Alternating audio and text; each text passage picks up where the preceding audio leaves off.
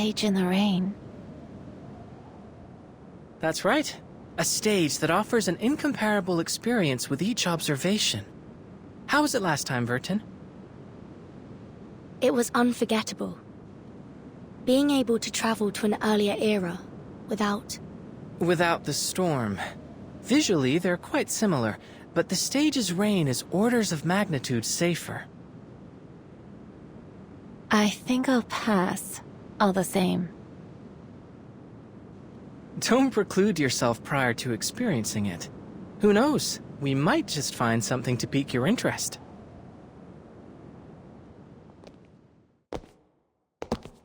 We're here.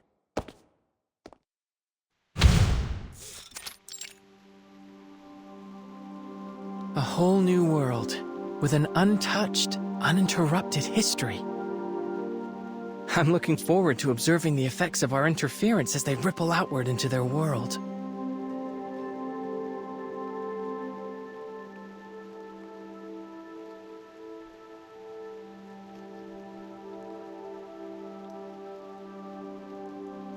So, this is the Huygens Fresnel interferometer. Correct. It allows us to observe an entirely different world using only our minds. The stage in the rain.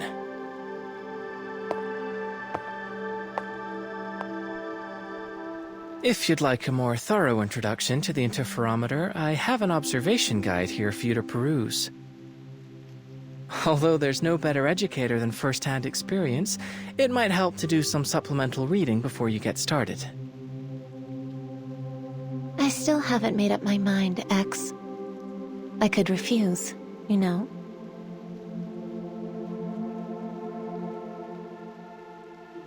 Does this belong to Laplace?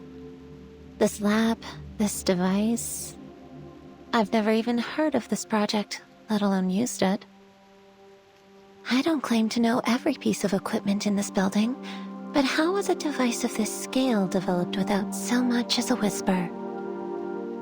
But then, no one ever seems to notice when a butterfly flaps its wings.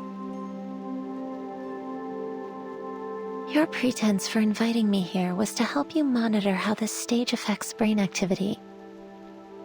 That much makes sense to me, given my research on artificial somnambulism. But if I join this project, will it be for your benefit, or... My apologies for arriving behind schedule.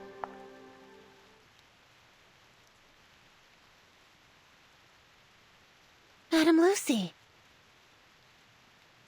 Oh, this is an unexpected variable.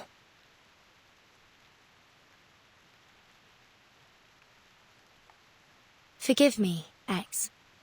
I was the one who invited Madame Lucy. After our last experiment, I shared some of the details with her. Using chaos particles and the observer's consciousness to simulate a hyper-realistic space. I would be remiss not to participate in such an experiment, given its potential to elucidate the inner workings of awakened consciousness. This research presents a wealth of opportunity, not just for a single person or project, but for all of Laplace and researchers everywhere.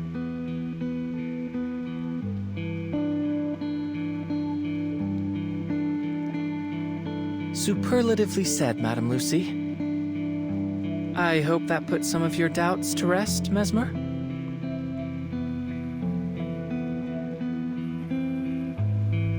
Now, let's move on to the details of our experiment.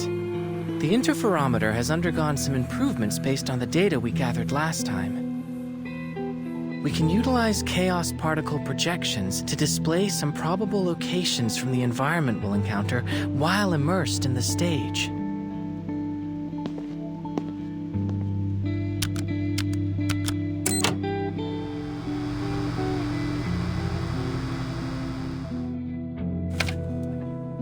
The iconography suggests it's somewhere in the Soviet Union, but the technology seems wildly different from our own timeline. It would be more accurate to think of it as a potential version of it.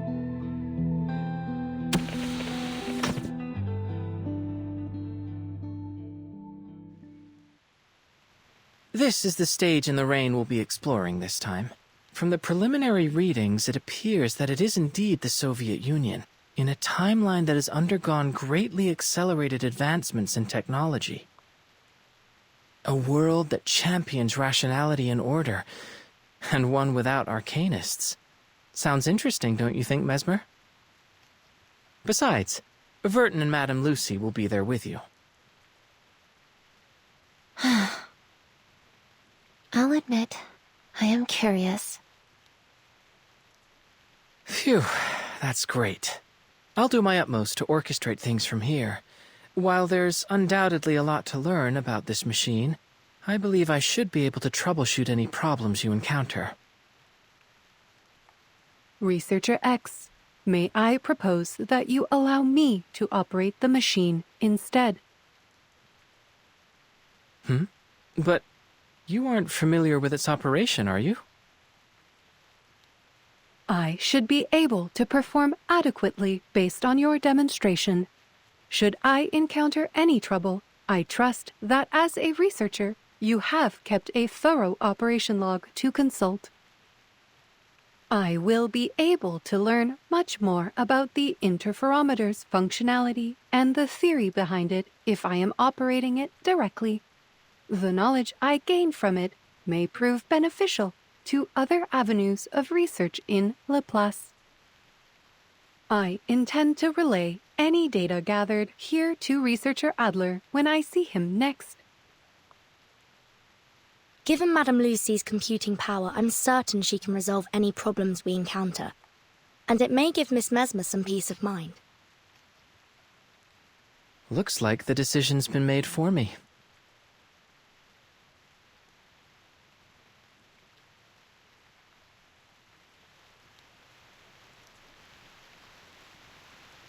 An untouched, uninterrupted history.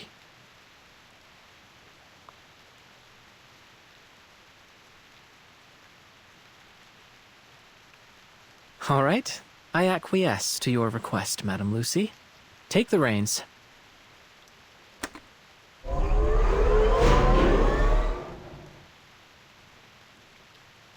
Interferometer activation complete.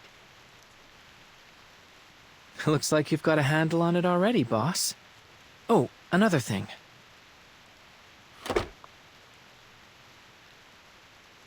This will allow us to communicate while inside of the stage in the rain. A little improvement based on feedback from last time. If we encounter any problems during the experiment, we can use it to contact you. Very well. Please be prepared. The curtain is about to rise. Thank you, Madame Lucy. I'll endeavor to bring you back a souvenir. I will look forward to it. Have a safe journey.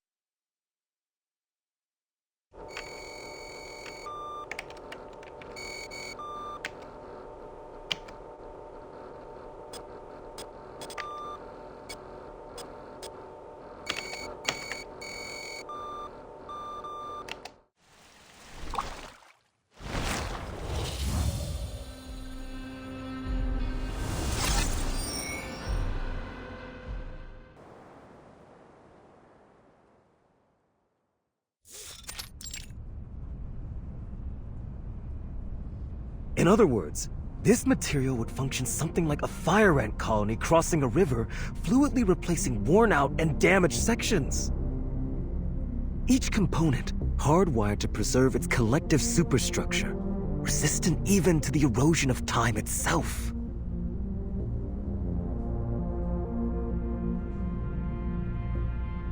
That jacket you're wearing, is that also the machine's doing? Yes. Sometimes the interferometer automatically modifies our clothes to help us blend in with the world we've entered. Though it looks like the machine decided that you and X already passed for normal here.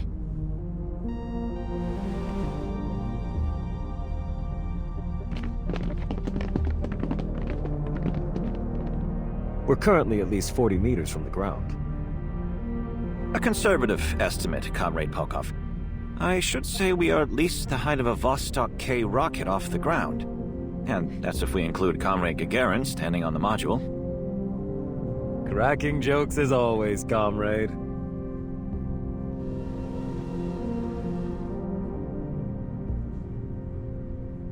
I have to say, it's an unusual circumstance when being dressed as a Laplace researcher renders someone more inconspicuous.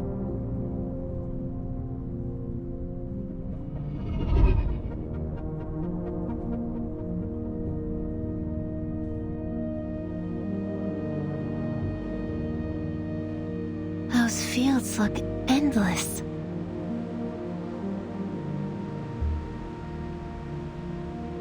It seems so peaceful.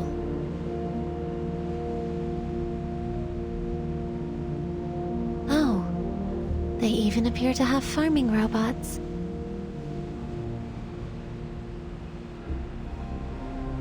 I think there are some scientists down there as well. Could be some kind of agricultural experiment. Pardon my interruption, comrades, but this is only a regular field.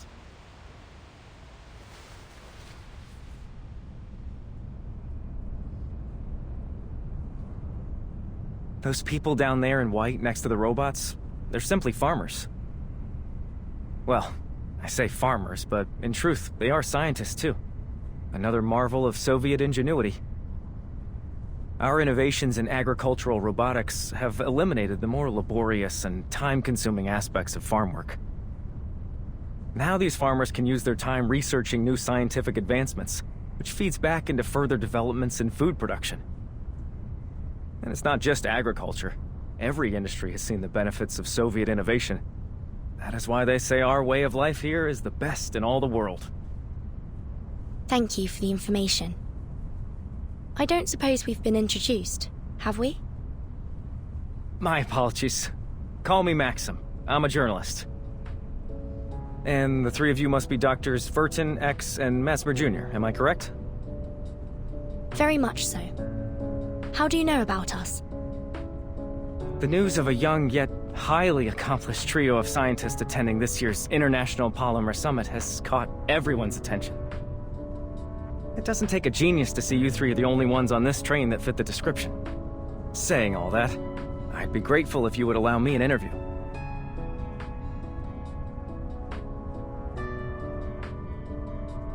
Certainly. As it happens, we could really use someone who could introduce this place to us. We don't know much about where we're going or what's been happening here in the Soviet Union. That much is clear. Where should I start? Oh, of course. Let's start with Collective. All the robots you see are controlled by the Collective Neural Network, which ensures their labor is never wasted. Who would have thought that robots would become our closest companions? Honest, stable, graceful, calm. They give each and every comrade their undivided attention. With these robots as our foundation, Soviet society began to progress at a relentless pace, maximizing production, removing oppression, increasing everyone's leisure time. A true utopia. Everyone's so happy. Too happy. It seems almost as if we've forgotten the utter misery we went through not so long ago. You mean? The plague, yes. So many of us today choose to focus on our happiness and the bright future ahead. It's as though we've already forgotten about them. The ones who delivered us from those dark times. Those who experienced true misery yet strove to lift us into this new age. They aren't here to enjoy any of this. Is that fair?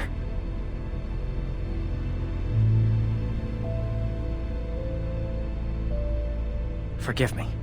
I'm dwelling on old wounds. You're at the age where you should be enjoying yourselves, not revisiting the tragedies of the past.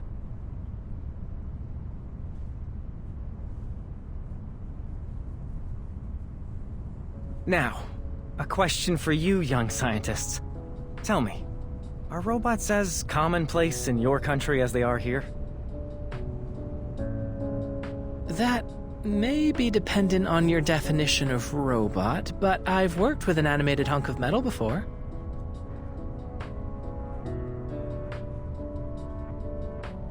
Is that so? Fascinating. And here I thought I'd been keeping up to date with the latest in foreign developments. Science develops by leaps and bounds every day, it seems. Oh well, I suppose it's a sign of progress. One of the robots I mentioned was once in charge of running our entire organization. She was obsessive about maintaining a full charge. We ended up placing charging stations for her all around our facilities. But I don't see anything like that here. Does that mean you don't have access to Dr. Sechenov's polymer in your country? It was revolutionary here. People say it saved our entire way of life. Polymer? Simply put, it's a programmable liquid material. It's the primary topic of the summit. I'm certain you'll come to fully understand everything about it once you arrive. And, of course, you'll get to see another of Dr. Sechenov's prized inventions, the twins. I get the feeling you don't share their enthusiasm. Oh, I did not mean to imply anything negative. I should learn to watch my tongue. I fear my lack of expertise may end up confusing you. We will soon arrive at the summit. I advise you to take the opportunity to experience our country's scientific achievements for yourselves. But, to answer your question, Dr. Sechenov's team developed a kind of functional hydrogen cell. Stable fusion reactors in a polymer casing. That is what allows the robots to function without constant recharging. That sounds like the perfect gift for someone we know.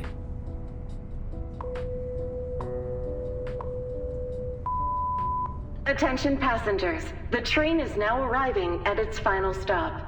Please collect your vehicle activation code from Rafik, and a turbine will transport you directly to the site of the International Polymer Summit.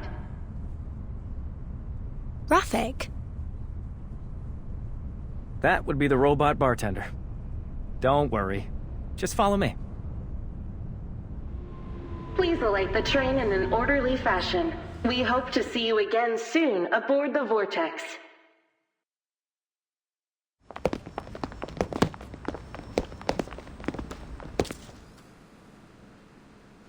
Is that scientist's trunk?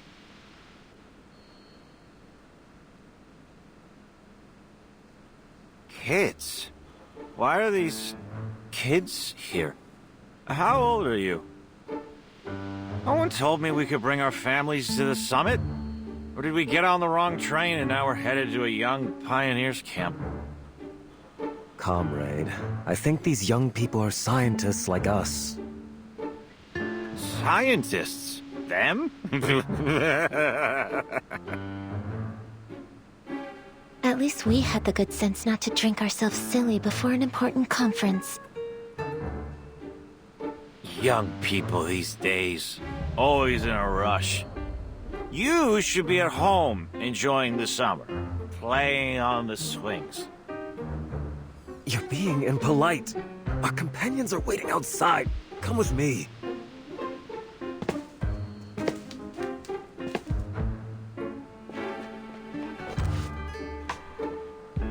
Hold on. Why don't you have some fruit? He looks like he could use it. Thank you. I'm sorry for his behavior.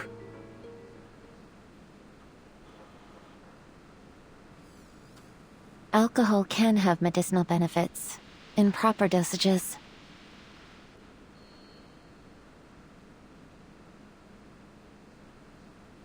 Don't take any of that to heart, friends. Next stop, the exhibition hall. And welcome to Facility 3826. This way. That's Rafik, the one in charge of the activation codes.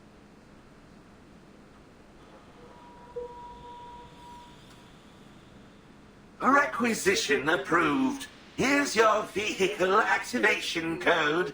Have a safe trip.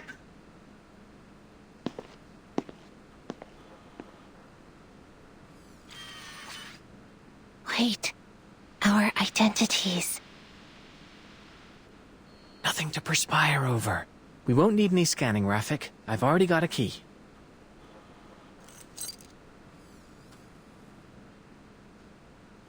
Where did you get that?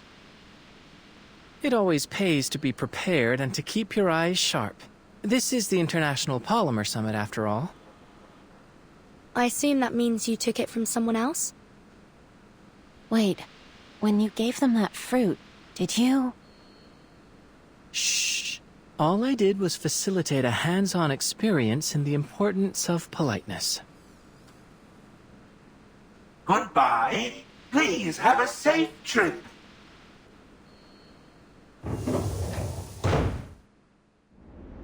Please secure your seatbelt. We wish you a very pleasant journey.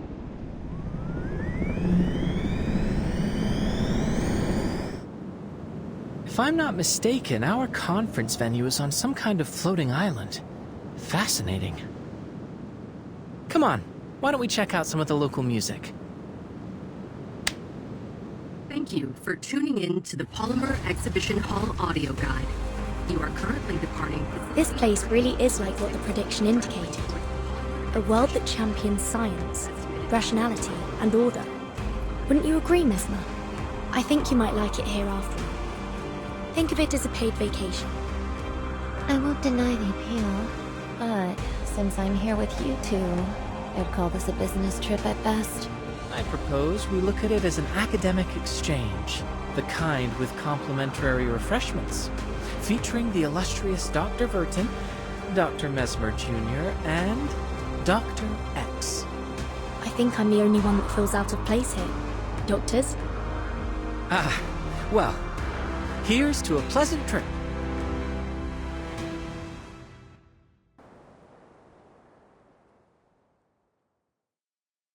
We have arrived at your destination, the Polymer Exhibition Hall. Please be careful when exiting the vehicle.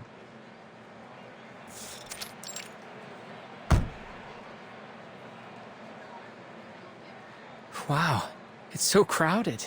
Why is everyone gathered around the entrance?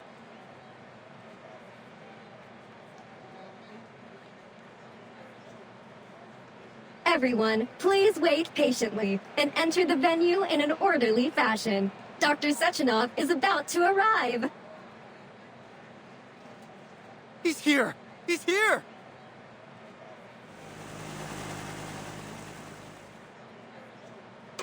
Welcome, comrade. It's him! That's Dr. Sechenov! Dr. Sechenov!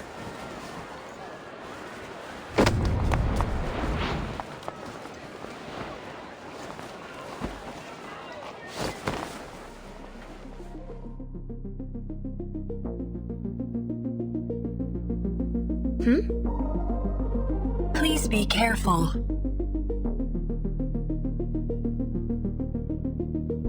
Thank you. It is good that you are unharmed, comrade.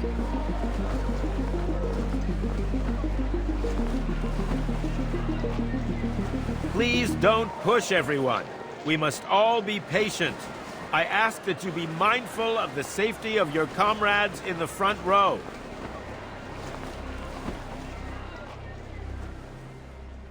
That must be Sechenov. And I suppose those women were the twins. A logical hypothesis.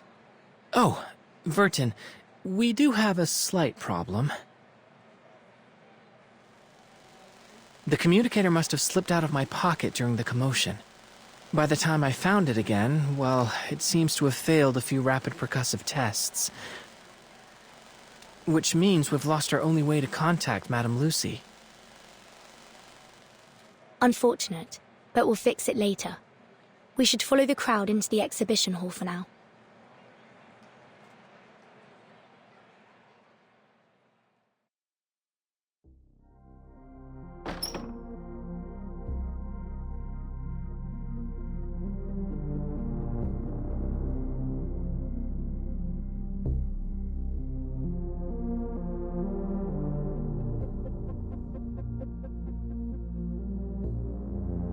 The invention of polymer and its uses. The properties of polymer. The establishment of collective. Where should we start? Let's start with the closest one. Hello, dear comrades. Welcome to the Polymer Exhibition Hall. I will be your guide. You may call me Tereshkova. Please allow me to introduce you to the remarkable history of polymer. In 1936, in seeking a form of liquid data carrier, the brilliant Soviet scientist Dr. Sechenov, influenced by the qualities of heavy water and silicon, created a substance that became what we now know as polymer. Utilizing polymer's unique electrochemical properties, comrades Sechenov and Filamenenko invented the first Soviet polymer hydrogen cell in 1939, paving the way for tremendous advancements in the field of robotics. That's what Maxim was telling us about, wasn't it? I'm sure Madame Lucy would love to get her hands on one.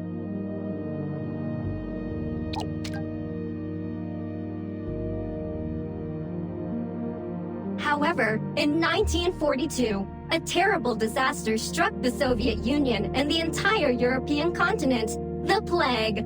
By the end of this unprecedented outbreak, over 150 million had perished. 150 million? That would make it one of the deadliest outbreaks in human history. Countless scientists and medical professionals selflessly gave their lives to combating this plague, sacrificing themselves to prevent further death. I wonder if that's the tragedy that Maxim mentioned. We will always remember their sacrifice, just as we honor Dr. Sechenov for once again coming to our rescue. It was his polymer that formed the basis of redemption, the vaccine that proved instrumental in stopping the transmission of the disease, saving the Soviet Union from ravages of the plague. Of course, with so many having succumbed to the disease, the Soviet Union turned to further developments in robotics to meet labor demands. Before long, new advanced models of robots made up a significant portion of our labor force, helping to deliver a new age of prosperity. Is that what you've been aiming at with all of your critter experiments, X? In order to fully optimize our robot's production power, Dr. Sechenov led a team of scientists to develop and launch Collective 1.0. This revolutionary system unified all of our robot assistants under a single vast neural network, ensuring maximum efficiency.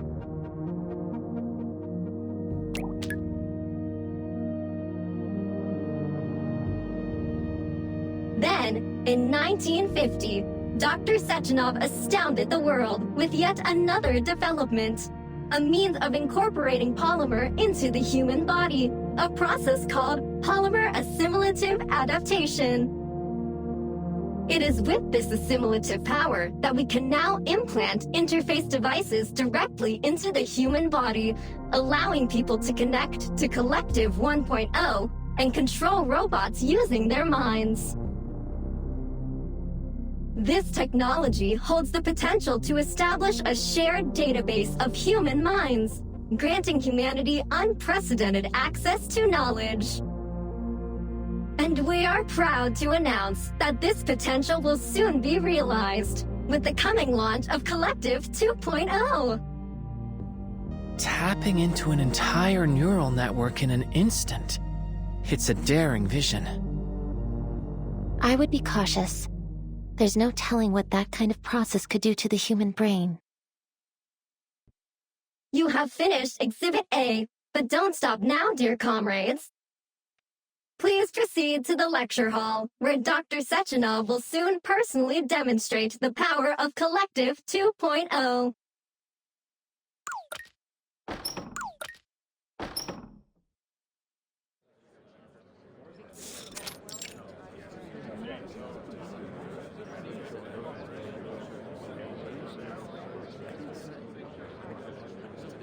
Huh? Is that Maxim?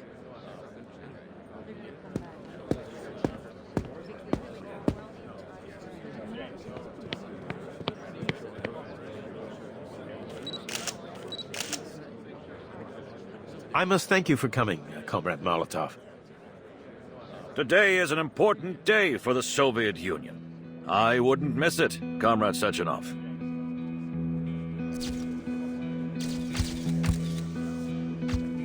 Molotov's here? It's hard to believe after all the bad blood between them.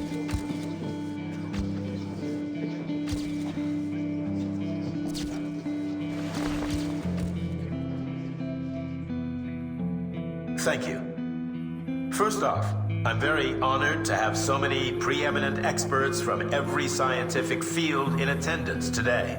Welcome, everyone. I am Dr. Dmitry Sergeyevich Sechenov. We all understand that there are times when a single discovery can turn the entire scientific world upside down. But every great discovery must be built upon the knowledge of countless predecessors that rests at its foundation, to say nothing of luck, before it can be published and preserved for all time.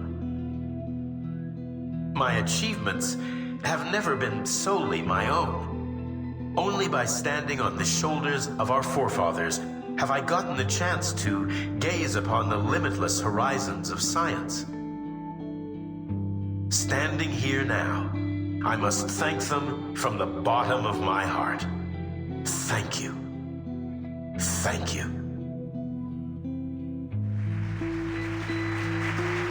19 years ago, when my team and I invented polymer, I had already foreseen its boundless potential. A perfect synergy of mathematics, logic, physics, chemistry, biology, and other foundational studies in equal part, constantly pushing the frontiers of humanity's scientific exploration. Bringing us to this historic day, where I have the honor of inviting every one of you to participate in this preview of Collective 2.0. Comrades, please follow me into the bright, limitless future.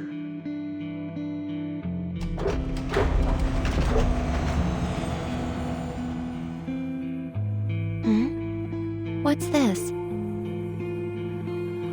Thought device.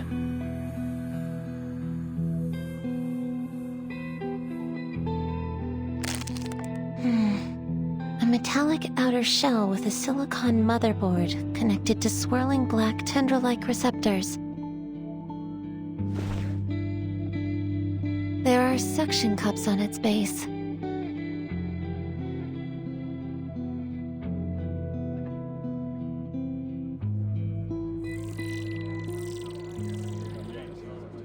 They've all put it on without any hesitation. No adverse reactions either. Looks like it doesn't hurt.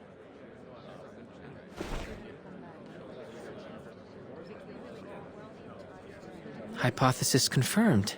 Mounting the device does nothing to activate it alone.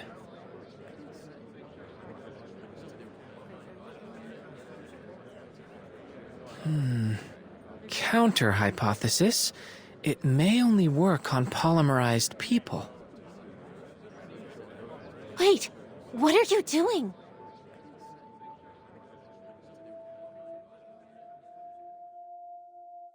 It makes sense. If the plague was ended by mass polymerization, most of the attendees here would already have polymer in their system. But we don't.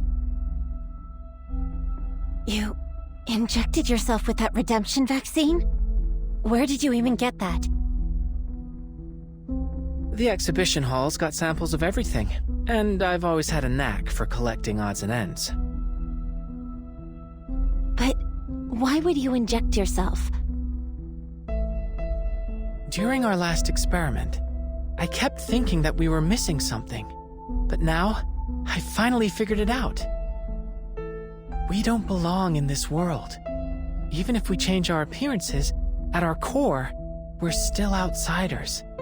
But perhaps by injecting myself, I can truly become an influencing factor in this world. What sort of chain reaction will this set off? I'm excited to find out.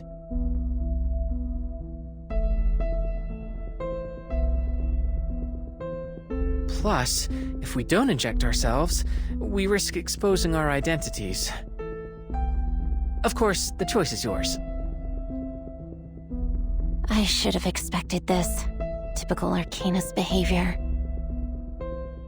Why don't I just hold on to these potentially dangerous substances for now? Please try to exercise a little more caution in the future, Dr. X.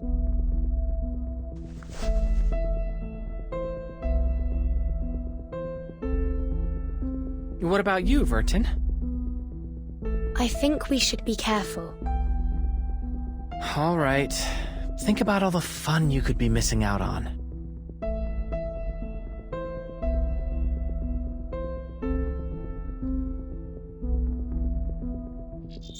Oh, fascinating. It's like a whole new perspective. This demands thorough exploration.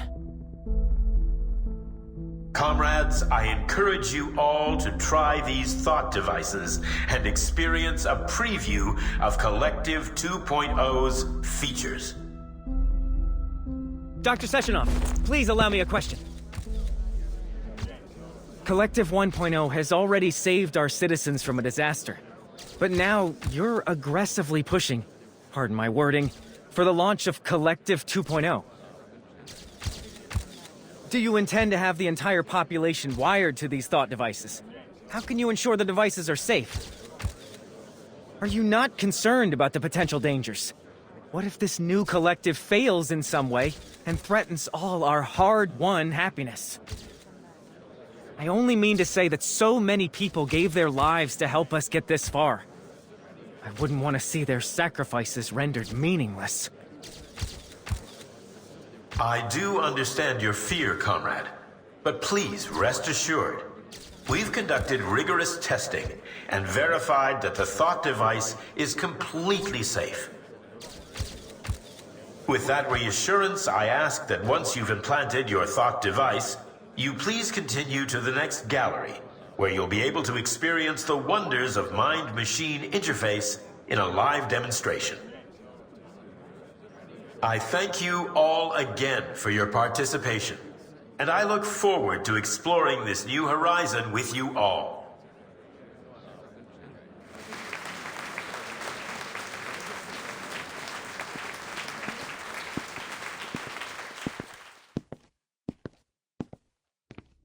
Oh, I remember you. You weren't hurt, were you? Tereshkova wasn't able to properly handle the crowd. I've already arranged for staff to work on improving her logic. I'm fine, Dr. Sechenov. Your twins helped me up. They seem somewhat different from other robots. You have a sharp eye, dear girl. When I constructed the twins, I made use of some experimental techniques. Currently impossible to mass produce, I'm afraid.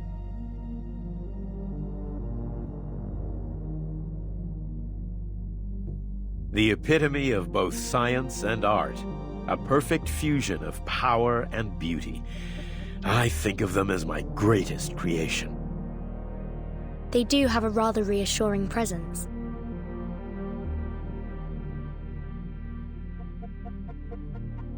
I heard there'd be 3 young scientists joining us today. To be so accomplished at such a young age is something worthy of respect. If you run into any trouble today, please don't hesitate to tell me. I'll do whatever I can to assist you. Oh, as it happens, I think we actually could use some help.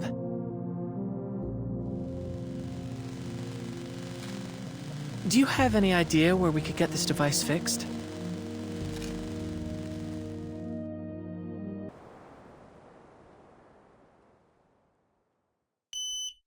Access granted.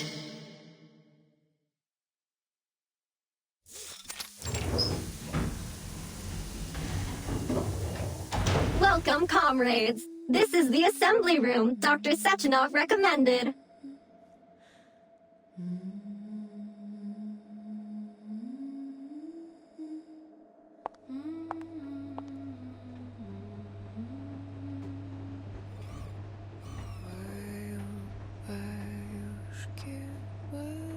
Are you interested in learning more about the production process, comrade?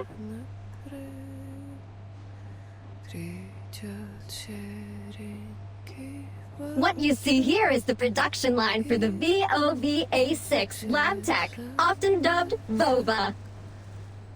Commonly used in laboratories, our VOVA6s assist scientists with conducting tests and critical experiments. The VOVA model's humanoid limbs feature over 100 sensors. Outside of lab work, they are also capable of providing other services, such as playing musical instruments, cooking meals, providing massages, and more. Some people even treat their VOVA as a personal companion. In fact, our artificial intelligence models mean they are entirely capable of serving as your very own robotic friends.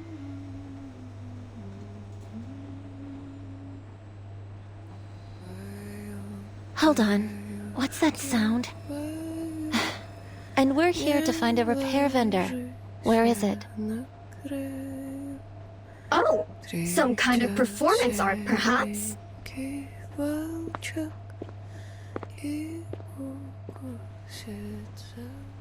Why was she moved over here? Comrades, this is your repair vendor.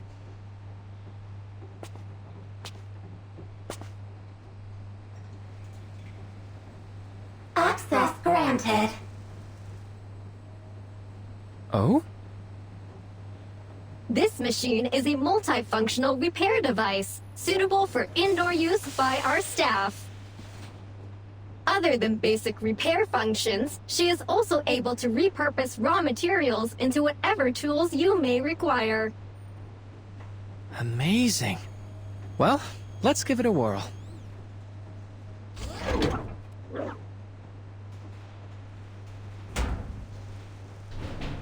Unidentified object detected. Initializing analysis.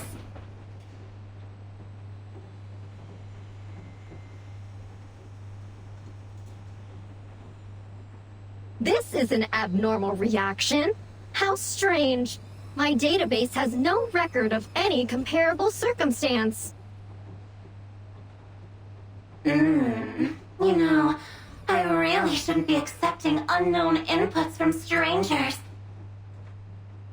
The thing, the stranger is just a friend you haven't tasted yet.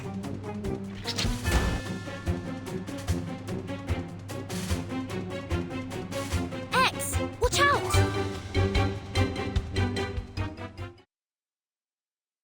Detecting abnormal combative behavior from Nora. Requesting control.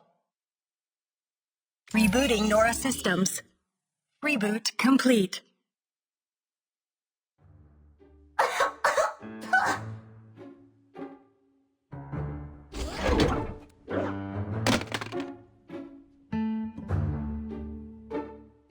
What was that?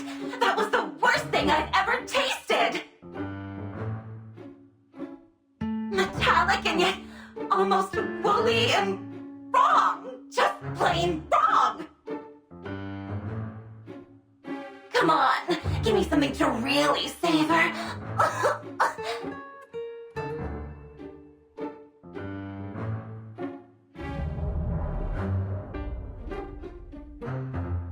I don't suppose there's a way to make her sound a little less. Well, just a little less that. The repair vendor's speech algorithms are not within our direct control. Perhaps we can manage on our own. I've seen an arcane skill that can modify a person's speech based on the caster's wishes. But I'm not familiar with how to cast it. Try contacting Madame Lucy. She may know the incantation. Good idea. It'll also give us the chance to check the repair vendor's handiwork.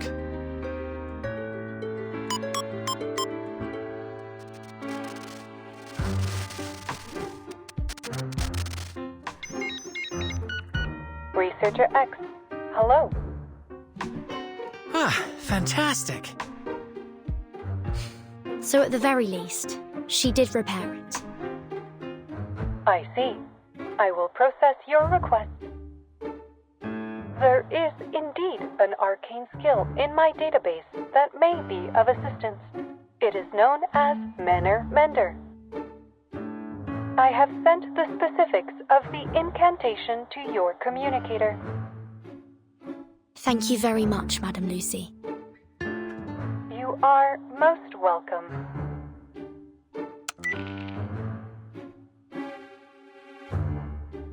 Manner Mender.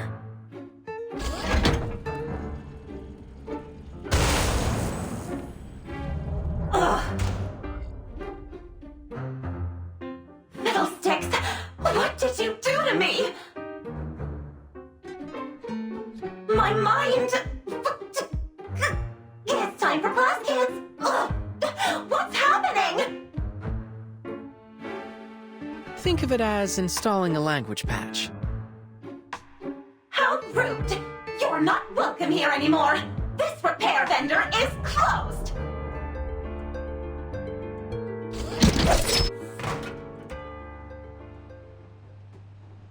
We will need to investigate the cause of your abnormal behavior, Nora. Please cooperate.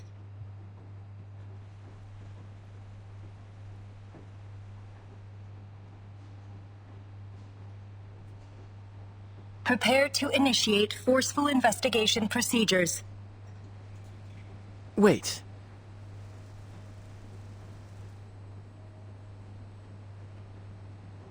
How about I try something with Nora? I can directly connect to her using this thought device. It's the perfect chance to try out the features of Collective 2.0. Dr. X, things are already complicated enough as is. Let's leave this to the professionals. Don't overly activate your disquietude. You still remember the topic of my research here, don't you? I can't pass up this opportunity. If that is what you request.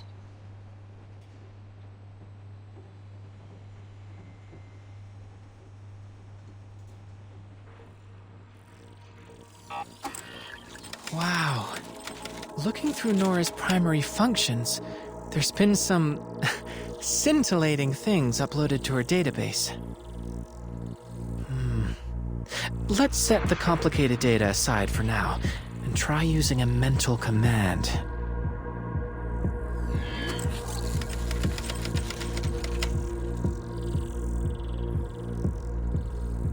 Everything looks normal so far. It seems like the restart successfully cleared the errors in her code. No, hold on. There's an abnormal entry in the access log. Hey! What are you doing, you cad? This is no way to treat a lady! Ah!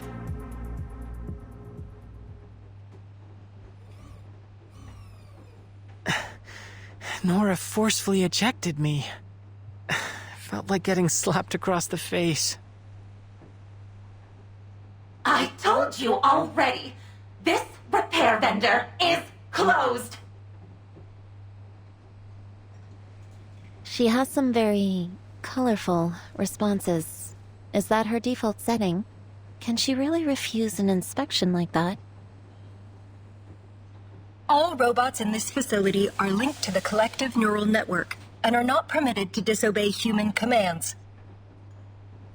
Considering her prior combative behavior, she is evidently malfunctioning as well. What?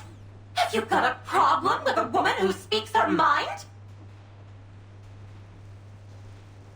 I just think that from a pure safety standpoint, and considering our current situation, this feels like a mistake. Doesn't a lady have a right to her own feelings? Ugh. What about you two? You must have some thoughts on this.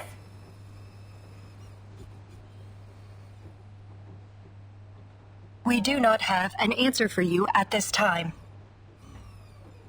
How disappointing! I bet you've never even bothered to feel an emotion. Comrade Sechenov did install emotional expression modules into our platforms. What a waste to put them in, you frigid ice queens.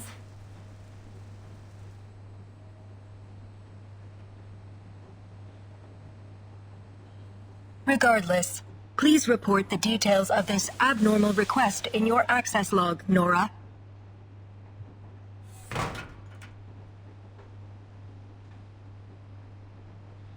I have no idea who made that request. All I know is that ever since that entry appeared in my log, I've had no patience for anyone toying with my emotions. Now, stop pestering me with questions. I've already told you everything I know. Situation documentation successful. Comrade doctors, we deeply apologize for your exposure to this incident. Dr. Sechenov has expressed his concerns about your safety. Please follow us. We will escort you to him. What's next on the schedule? Will we get to interact with even more robots? Comrade Sechenov will arrange an itinerary for you.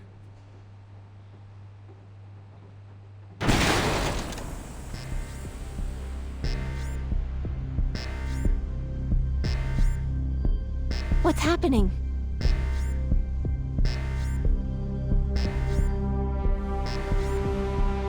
Warning. Control over the exhibition hall has been lost.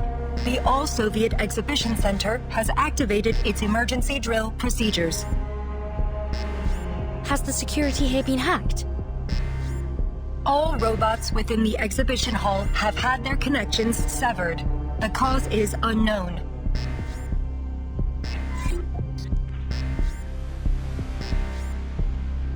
Understood, Doctor.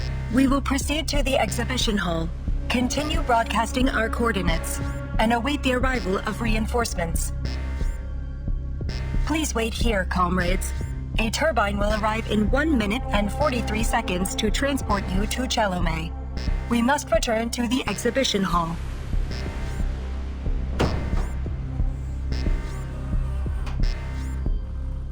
Please remain inside the assembly room.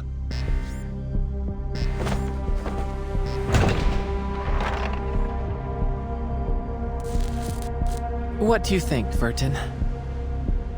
If something is happening in the exhibition hall, I don't think we can afford to wait around here until trouble inevitably finds us. We should head out and assess the situation. I concur entirely. What do you think, Mesmer?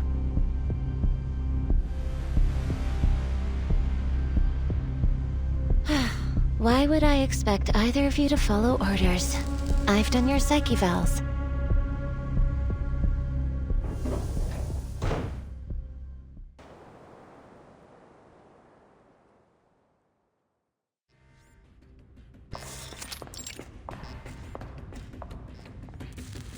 Hello, dear comrades. Welcome to the Polymer Exhibition Hall. I will be your guide. You may call me Tereshkova. Where have all those mustachioed lab robots gone? I thought they were supposed to help the researchers. Who knows? Maybe the twins already calmed the situation down. Just what is this situation, exactly? Please help me. Wait, I hear... someone.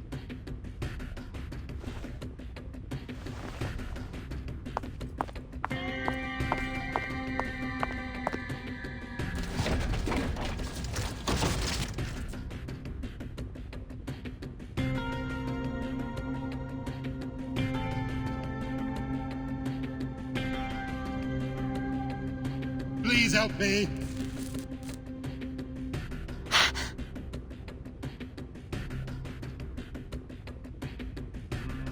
This is awful. We have to find out what's going on. Just be careful. I'll try my best. I think I can make it to him if I stay close to the wall. Please help me. You'll be all right. Stay calm. You'll lose blood if you struggle too much. Let me check your wounds.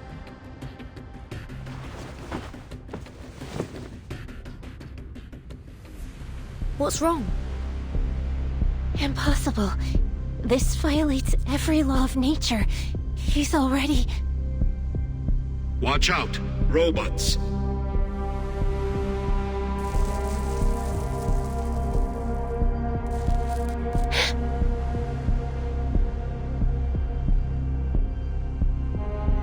Mesmer, get back here, quickly!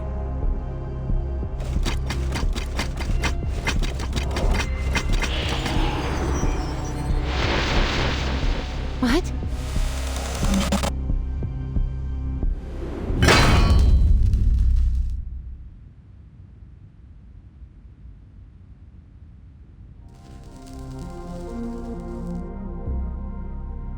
Please, stand back. Thank you, Left. You were advised to wait in the safety of the assembly room. We aren't really the sort of people to wait around in an emergency. But apologies can wait. There's more pressing issues to deal with. X, are you coming with me? We need to get to Mesmer Jr. and figure out what happened with that man she found.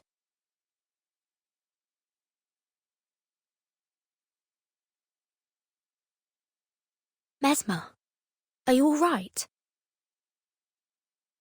I'm fine. But this is tremendously unnerving.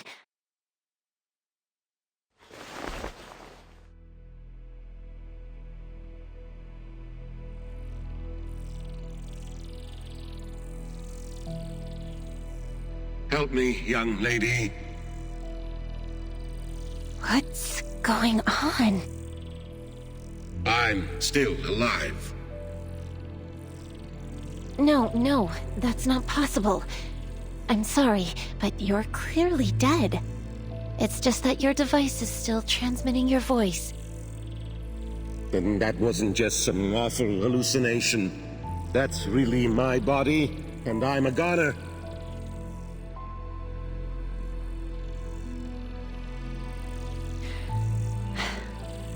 But how are you still able to communicate with us? You're surprised. I suppose I would be too. But the science is clear to me, at least now. It's fitting that my corpse can serve as a new teaching exhibit for the Hall. If I am truly dead, then what is speaking to you is only the polymer still active in my body. The thought device must be serving as a communicator of sorts. The polymer must have absorbed some of my neurochemical signals and brain function, forming an imprint of my mind.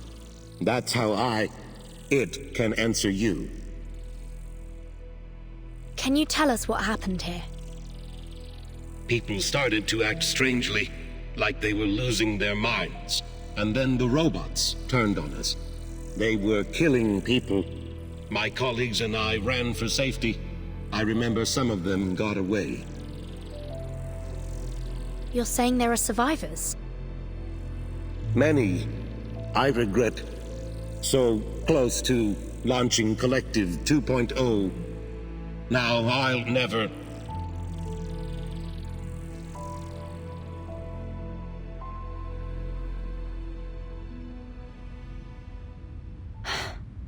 We didn't even ask for his name.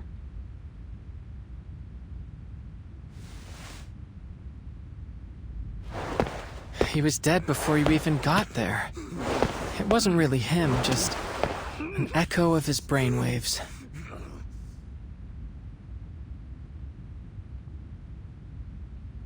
I don't understand. Even tied up, this scientist still seems to be trying to ram his head into the wall. Do we have any idea what's going on? Why did you come back?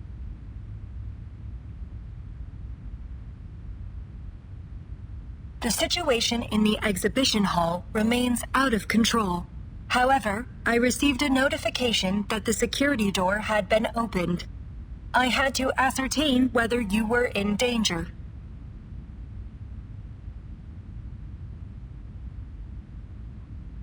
I was the one that pushed for us to leave. I thought perhaps we could help in some way. but I didn't anticipate any of this. Thank you, Left. On that topic of whatever's going on here, could it have something to do with the collective?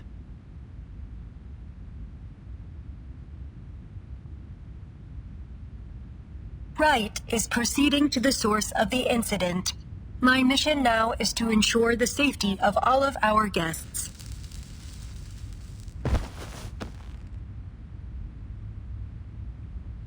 Your theory is interesting, comrade, but further investigation will have to wait for now. Please follow me, comrades. I will escort you somewhere safe.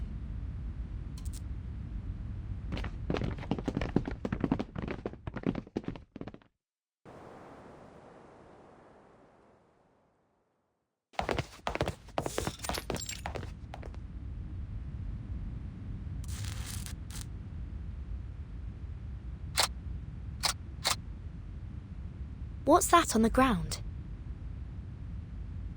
A defensive perimeter of pulse mines. These will temporarily stun robots, but are harmless to humans.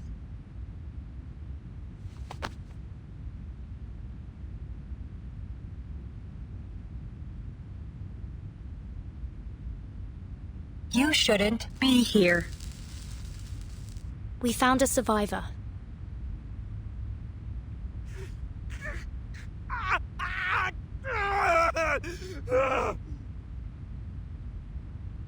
Understood.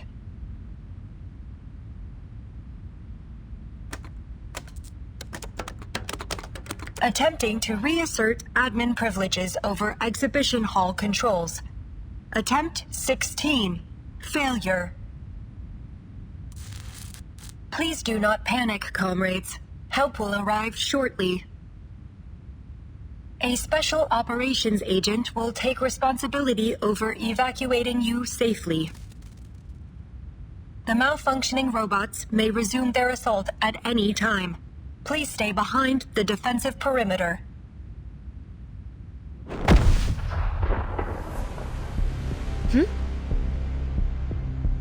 Is that another haywire robot?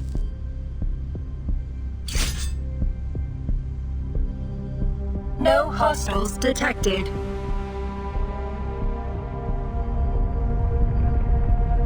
The sound's getting closer. Get ready to fight. Crispy critters. I should just blow this entire door to bits.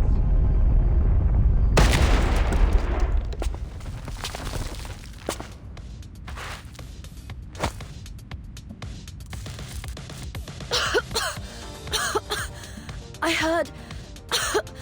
Don't tell me some kind of critter caused this. Out of my way!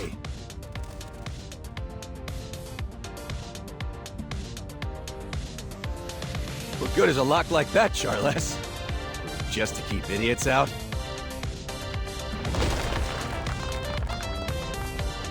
Who is this? He doesn't appear to be a robot anyways. And I don't think he's gone mad like that scientist. Are you certain of that? It looks like he's arguing with his glove. Don't be so testy, Major. As long as I'm here, those locks won't be any trouble for you. They wouldn't be able to stop me, even without you. I don't deny that. But I could have contacted the twins and asked them to open the door instead. Why didn't you tell me that before I blew it up? I didn't want to interrupt your fun.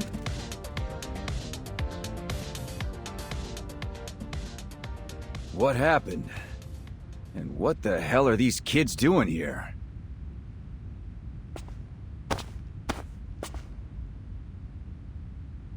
Codename P3. And his trusty companion, Charles. We were informed about an incident at the Polymer Exhibition Hall. Our orders are to bring a swift end to this situation and limit any scandal that might hamper the launch of Collective 2.0. In other words, Dr. Sechenov sent us to assist you. Now we just need to find out who did this. Understood. Dr. Sechenov has confirmed that this was a targeted attack on the Collective 2.0 launch. Huh, that's obvious. Anybody able to hack into the exhibition's controls has got to have some serious backing. Lots of people resent the boss, think he's in the way of their own ambitions. Like Molotov, or any of the various enemies of the Soviet Union. Molotov? That's the man who shook hands with Dr. Sechenov in the lecture hall. Hold on. You mean he actually showed up? Where's he now? Comrade Molotov left in a car shortly after Dr. Sechenov's speech concluded. He sure made a quick exit. All right. Thanks for the report, ladies. You can stand down. I'll take care of things from here. We have not received orders to conclude our mission. These survivors still require protection. I've got that covered too. Charles, give me the data on our survivors. Start with those kids.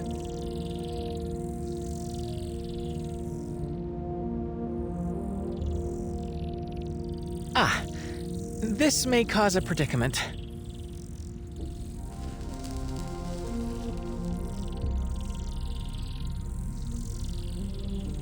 Gentlemen, we are scientists from abroad who were invited to participate in the summit. Your database might not have information on us. I think it'd be better to introduce ourselves directly. My name is Vertin. This is Mesmer Jr., and that's X.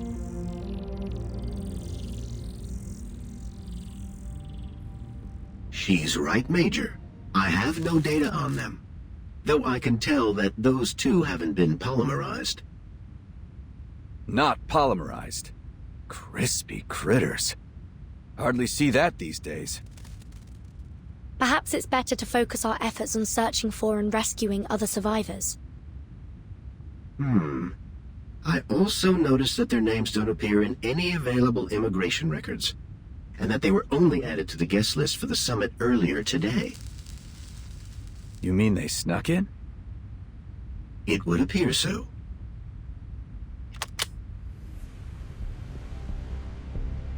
Major. So we've got potential spies at the site of a complete disaster. Teenage spies.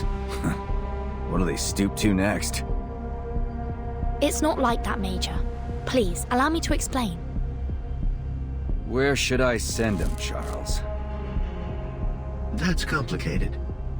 Perhaps the Juvenile Justice Committee, or a counterintelligence agency. Any ideas, X? The signal here isn't great. Maybe your glove should check again? That isn't funny. We should run. Concurred.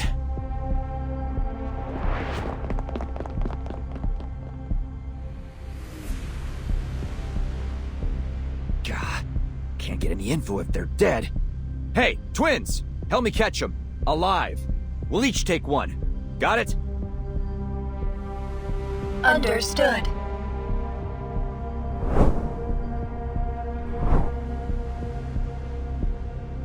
Take this.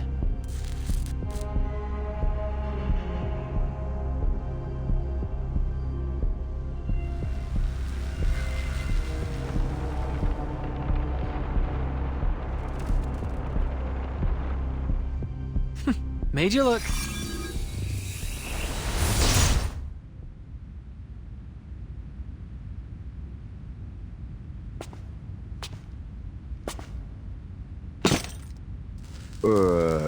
Was that magic?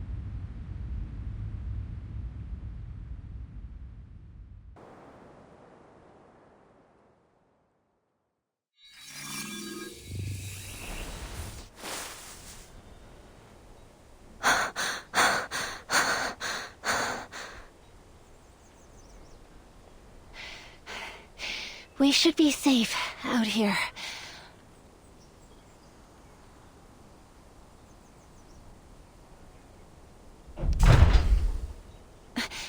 Was that an earthquake? No. There's something big coming from the exhibition hall.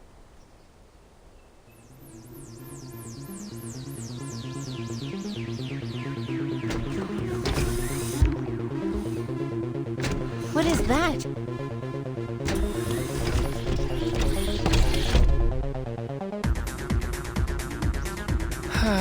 Looks like things are about to get even more dangerous. But hey, good news. There's a building over there.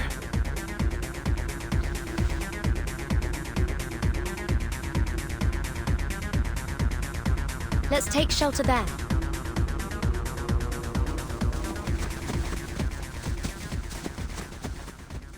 Quick, get down.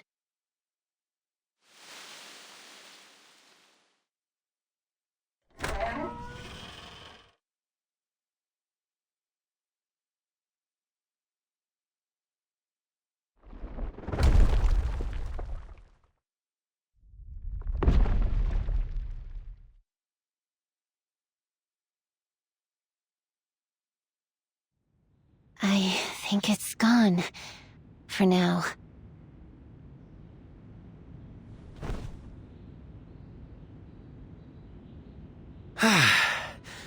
Isn't sending such a supersized robot after us a little extreme?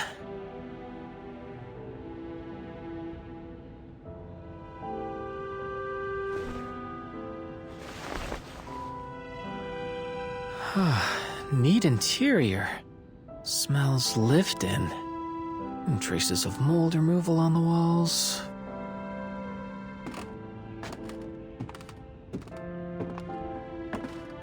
But where are the residents?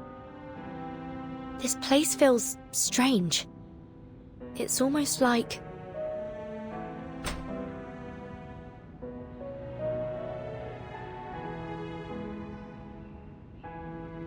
No sign of any robotic technology in here.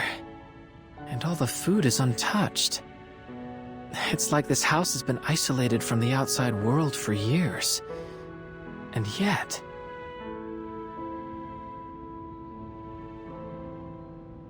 a plow, 3 oil pastels, and an assortment of strange alarm clocks, a few syringes, and a bottle of men's cologne?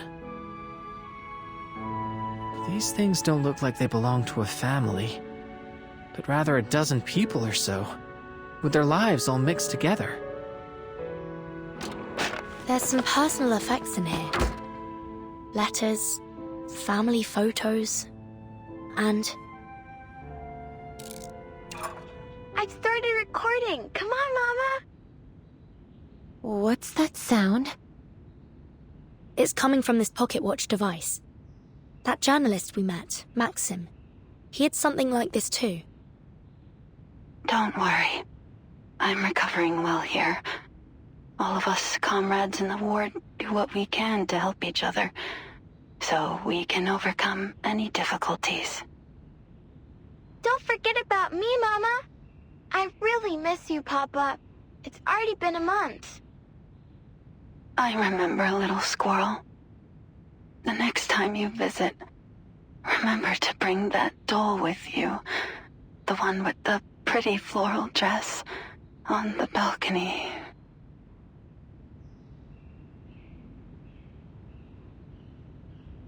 Were they the owners of this apartment? Where did they go? Not a clue. There's all sorts of things on the balcony, but the doll isn't here.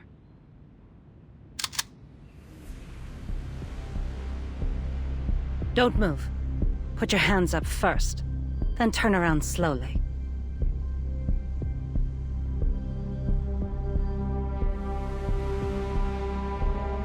Please, don't shoot, ma'am.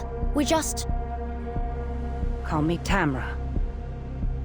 Foreign kids. A rare sight. The last time I saw misbehaving kids was before the plague. It's a shame so many lives were cut short. What'd you do to anger a Beliash like that? Steal its H-beams?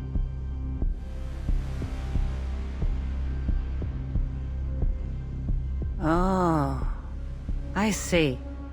You're those unknown variables Xena was talking about.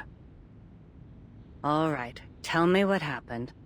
Don't they tell you to obey your elders where you're from?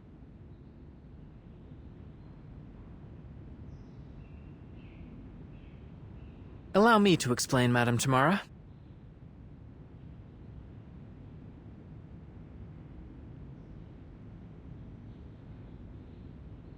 And that's what happened, ma'am. I swear, everything we've said is the truth. I see. Just another group of foolish kids caught up in a conflict they shouldn't have been a part of. If I take you at your word, that is.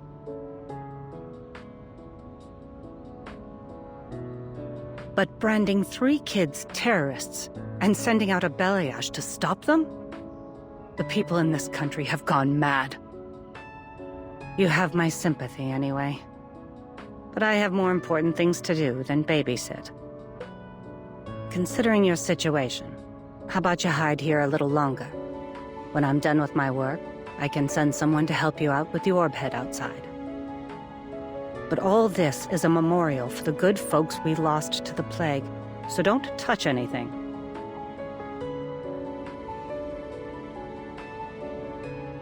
Or you can always leave. God knows I won't stop you. We'll accept your offer, ma'am.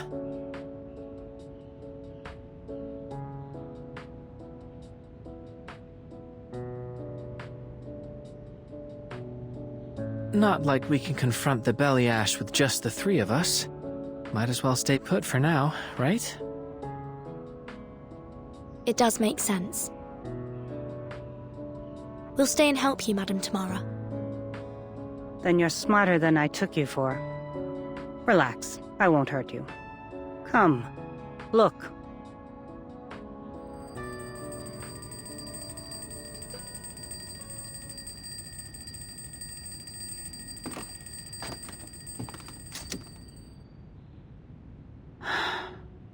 I think of this place as a memorial, although it doesn't commemorate any heroes. Just everyday people. Like the one who owned all these clocks. They belonged to Olga Sokolova, a 23-year-old nurse. A very jumpy, anxious girl, but honest. Taking care of her possessions takes a lot of effort.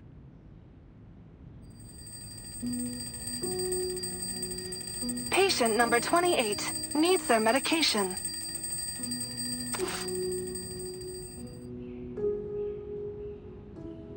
Why did she need so many clocks? Olga was terrified of forgetting all sorts of things. She'd set her alarms to remind her to administer medication, shots, you get the idea. But it wasn't enough. In the end, she went to the hospital too, leaving me with this mess. This one looks the oldest.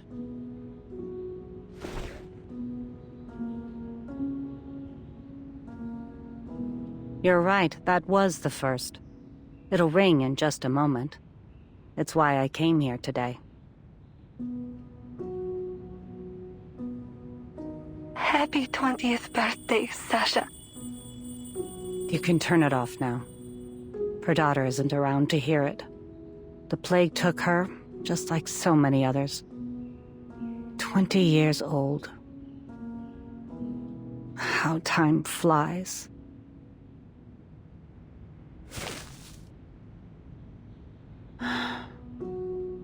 Kids, come give me a hand.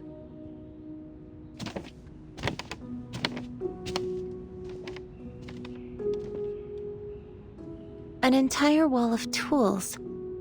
Looks like whoever lived here liked making things by hand. That's an understatement. There's a basket under the workbench full of all kinds of toys and electronic parts. Andre and Vanya loved tinkering with those kinds of things.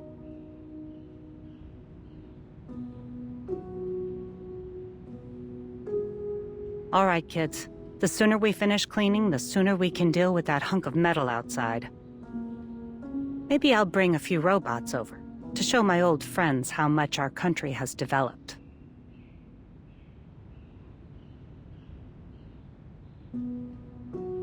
Is this why you've been keeping things just the way they were?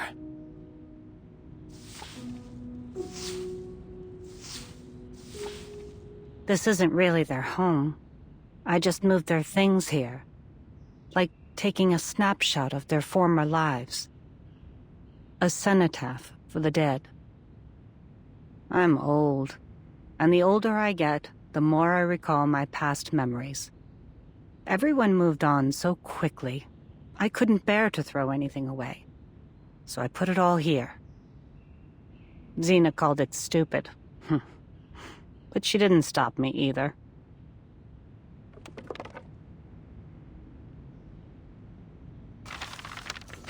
At the height of the plague, none of us would say it. But we all wondered the same thing. Is humanity doomed? But even so, no one gave up.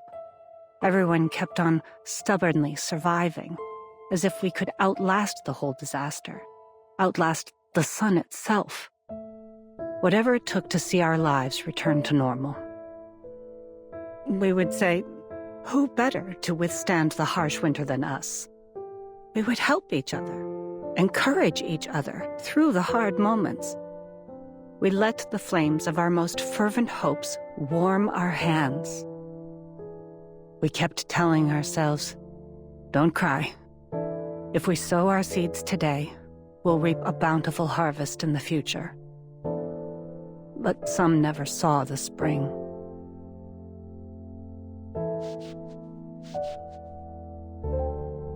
My condolences. To be honest, after so many years have passed, even the grief has faded.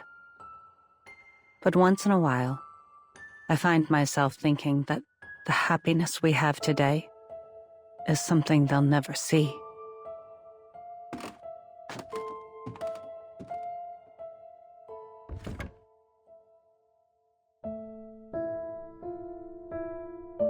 If Andre and little Vanya were still alive, they would have been overjoyed to see a world covered in metal machines.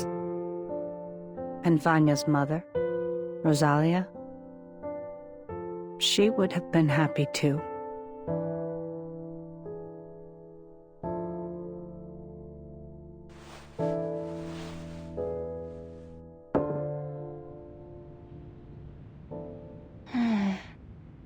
Strange. What is it? We saw this person at the summit.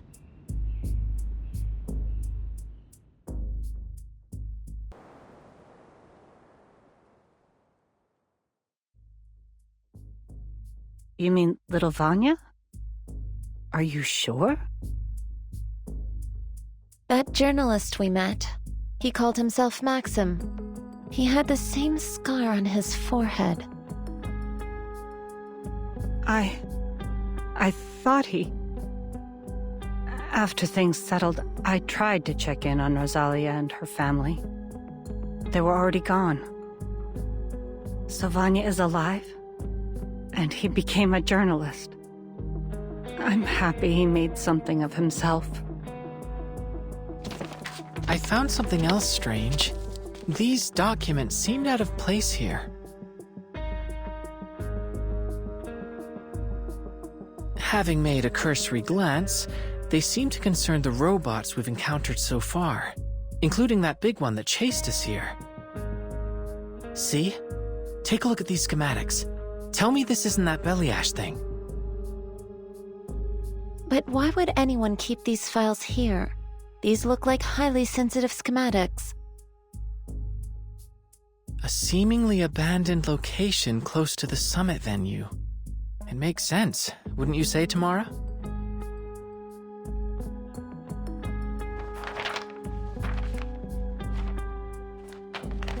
Wait, I recognize this handwriting. No one writes a ya like this, except little Vanya.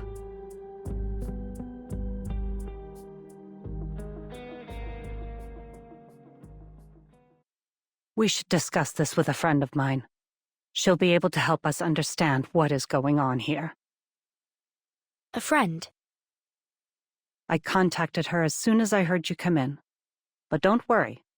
I'm certain she'll be able to answer all your problems.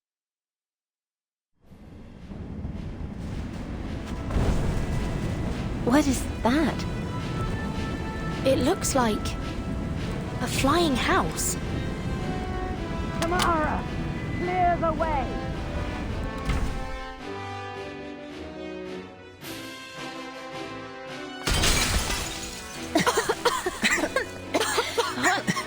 What?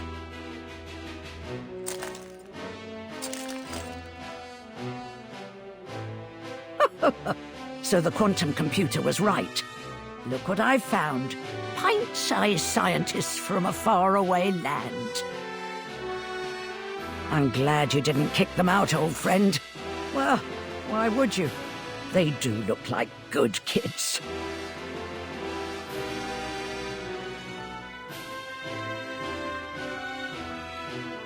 The name's Xena, but call me Granny Xena.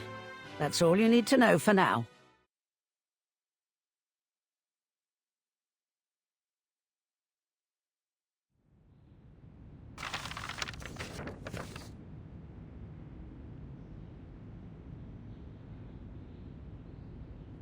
These files outline a way to circumvent the Collective's firewalls. It's a sophisticated exploit. He's no amateur. With this, Maxim would be able to take control of the Belly Ashes and activate their combat protocols. If what I'm reading here means what I think, then Comrade Sechenov is in 6 layers of deep shit. He's in trouble. Why?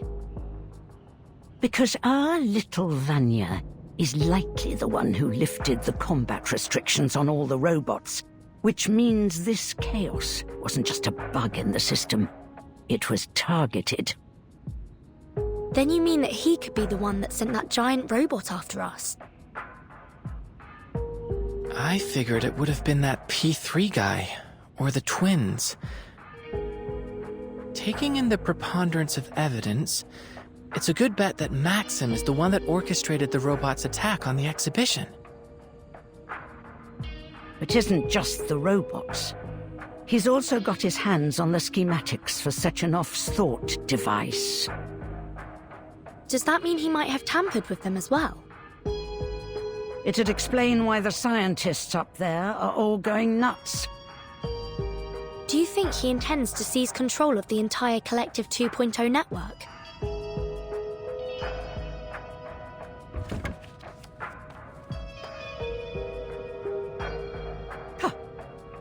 I knew this little project of Sechenov's would wind up with everyone insane or brain dead. Politician, scientist, journalist. No one is meant to have that kind of power. But it seems our Vanya already had a screw loose before he put on that thing. He could be plotting something far more dangerous.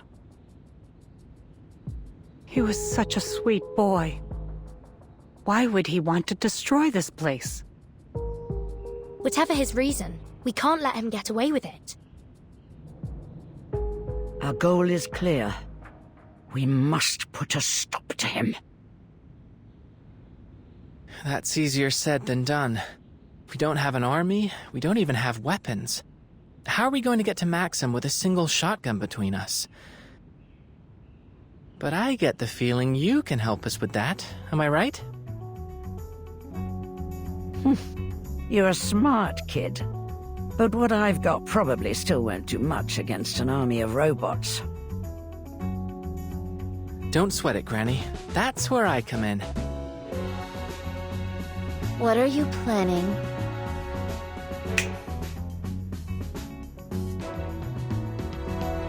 To do what I do best. Improvise. Dear me. Where did you find all these things?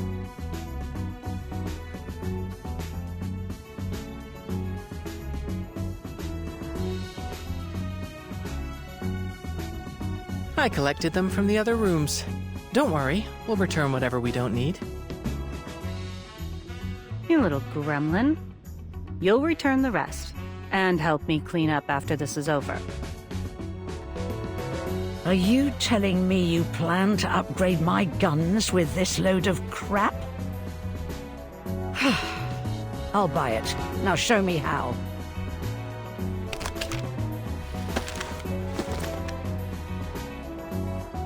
This should work.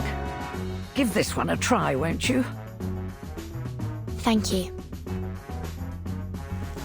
I fashioned an electromagnetic accelerator to the muzzle, as you requested. You take care of the rest, X. Wait, what's that you added to your gun? A music box. It happened to have a component I needed. And, as a byproduct, we'll get to enjoy music while we fight.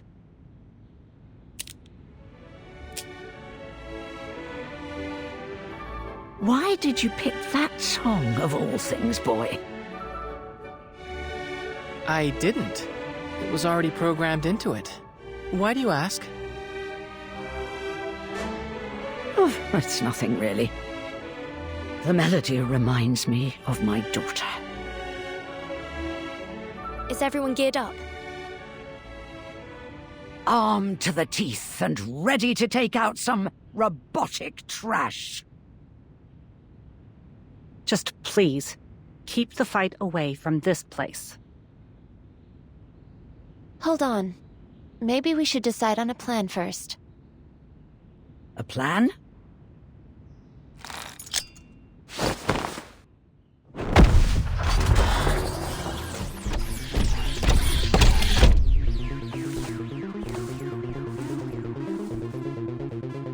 You wanted a plan, didn't you?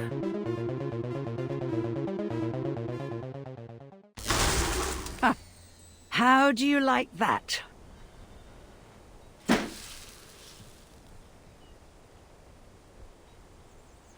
You're as wild as ever, old friend. We're safe for now. It should take a while before Maxim sends another of his murder bots after you. So, what's next? We find Maxim and stop him before more people get hurt. And ideally, we'll clear our names as well. First, I think I'd like to let Maxim learn how it feels to be on the receiving end of one of these metal monstrosities. Huh?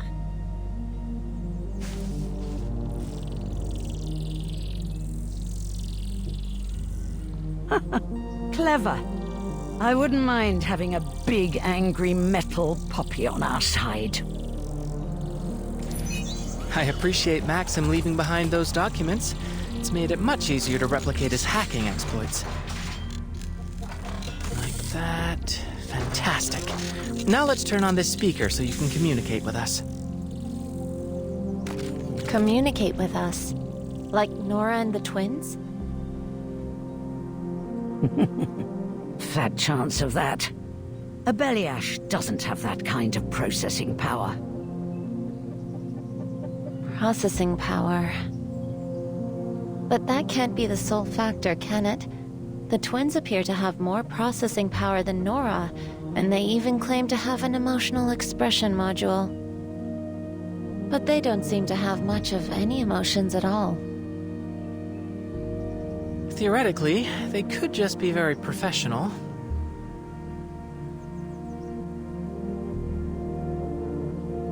Never mind. Perhaps I'm just projecting my own biases. Who's to say what motivates a robot's heart?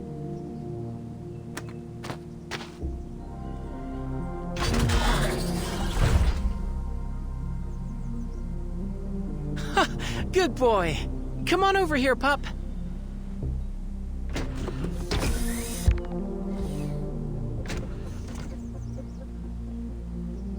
Well done, young man. This puppy of yours should be more than sufficient evidence of Maxim's involvement, if you can get it to the exhibition hall. Are you coming with us, Granny Zena? Me? Oh, no, I think not. You kids are on your own from here. After a fight like that, I almost feel young again. Almost. but I'm not stupid enough to run towards trouble at my age.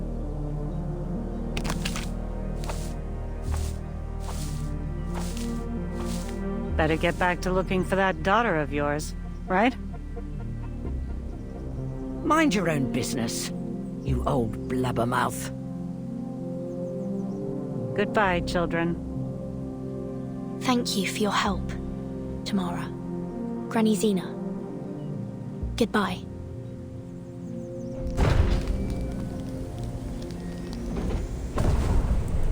Let's go, Pup.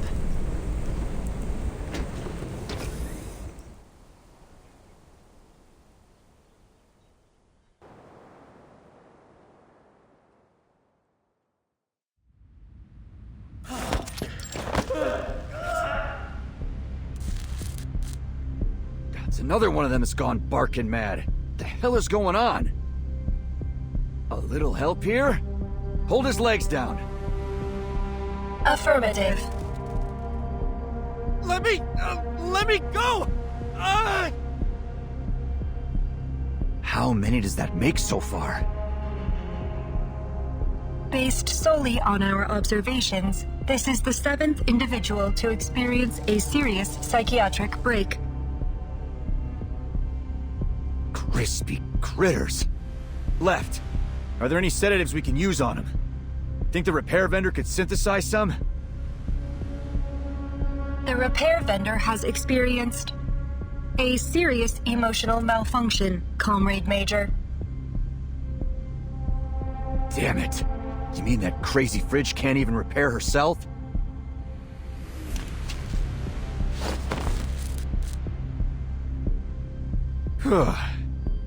At least we tied him down.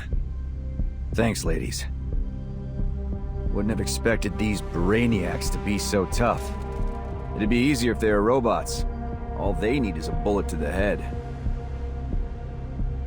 Comrade Major, please be mindful of your choice of words. There are international experts present.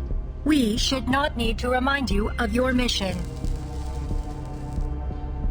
Avoiding a scandal by killing every possible witness could be an interpretation of our mission parameters. Can it, Glove? You know that's not what I meant.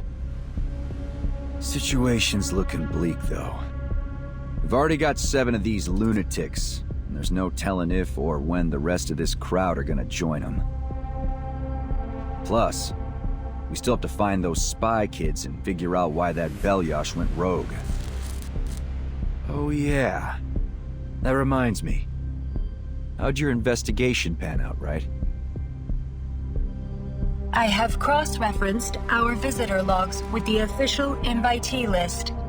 Besides the supposed young doctors, there was another mismatched record, a journalist. What's that sound? Warning. Large heat signature detected. The hell? Identifying machine code MA9 Belyash.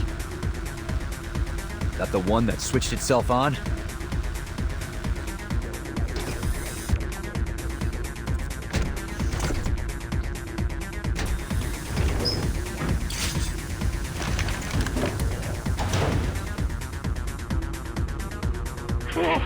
Please don't hurt me. Please, listen. Huh?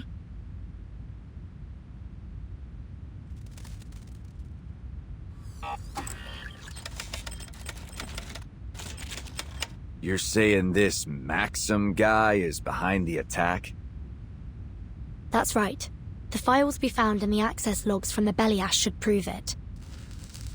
What do you think about that, Glove? Allow me a moment, Major.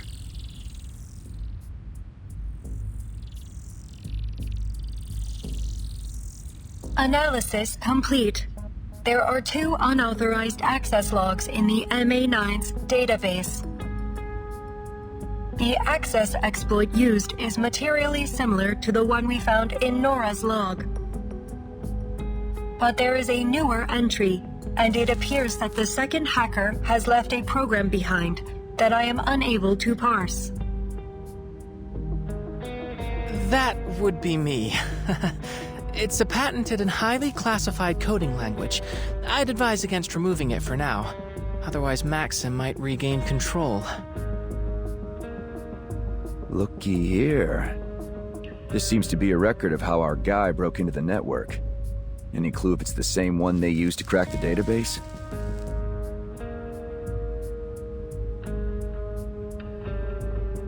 Affirmative. It is reasonable to conclude that Maxim is responsible for the malfunctions affecting Nora, the VOV-A6, and this MA9 Beliash. And therefore, that he is also responsible for the wider attack on the exhibition hall. If our foreign friends are correct, that may only be part of his plans. According to these files, he may also have tampered with the thought devices. So what's he aiming at? His already demonstrated sophistication with robotics suggests he could have easily adapted the thought device. To start with, he is likely using his own device to control the facility's robots remotely. But it's only logical to conclude his aim was to bring about an international uproar to disrupt the launch of Collective 2.0. If that's the case, could he also have something to do with what's happening to the scientists? A reasonable hypothesis, to be certain. Crispy critters, we've jabbered enough. Let's just find this asshole and beat the truth out of him. Do we know his location, ladies? There have not been any registered turbine departures since the beginning of the attack. We can infer that the suspect is still somewhere within the confines of this platform. If he's still here, then he must have intended to observe things from a secure location. Is there a room in this facility where you might be able to monitor the entire exhibition center? Somewhere secure? Excluding offline locations. Analyzing security and monitoring feasibility. Conclusion: the power control room. Do we have some way to check if he's there? Affirmative. Provided the communication system linking these locations is not damaged.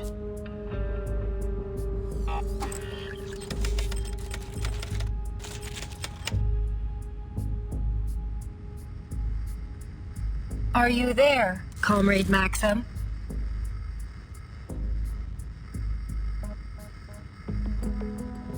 We must conclude that your attack on this facility and the staff here has some specific purpose or goal. Are you willing to open negotiations?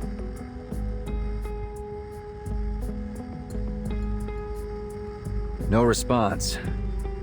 Maybe he's not home? Comrade, you should be warned that... Maxim, we've been to your hideout. We know you were there recently. We saw things from your childhood there. Your belongings, the toys you played with, even your family photos. A woman there, Tamara, told us your real name is Vanya. I recognize your voice. Dr. Verton, I presume. You're wasting your time, and you don't have a lot of that left. You're about to get what you deserve. Every single one of you drooling lackeys of that hack Sechenov. I'm not going anywhere. So if you're planning to kill me, do it. But it won't stop a damned thing. This guy's got a death wish. What's he planning? Whatever it is, he's made it clear where to find him. The power control room. Hey, Alexei! Stay with me, pal! Somebody, please! He needs help!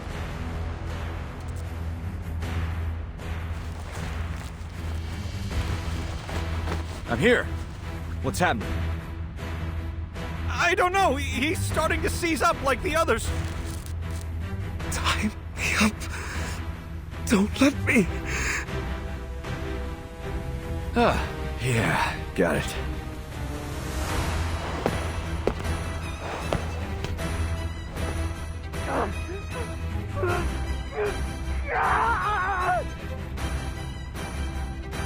Crispy critters. Can't wait to get my hands on that son of a bitch. Hold things down here for me, will you, ladies? I'm about to carve a warpath straight to him. Comrade Major, before he severed that connection, Maxim warned that killing him would not be sufficient to stop his plans. Perhaps further investigation is needed. And what's your big idea? Wait around until all these eggheads crack? It remains a matter of critical importance that we determine the nature of their neurological distress.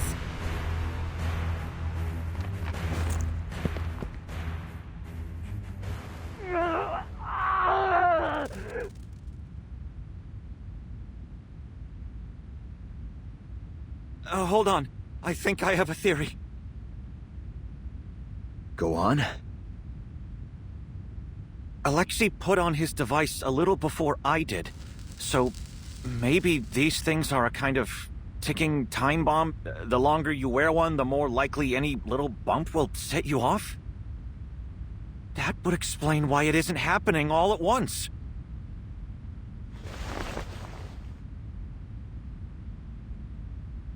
But that means we're all in danger of going off without warning. That includes me.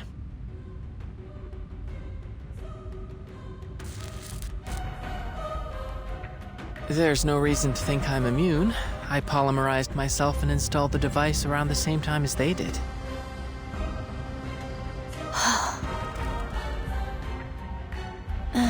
This wasn't the data we were hoping to collect.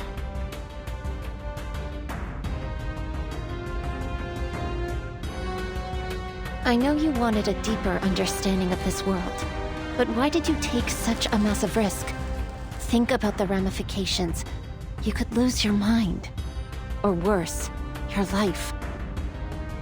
This is an absolute disaster. I should never have let things get this far. There's always a method to these things, Mesmer. We aren't finished yet.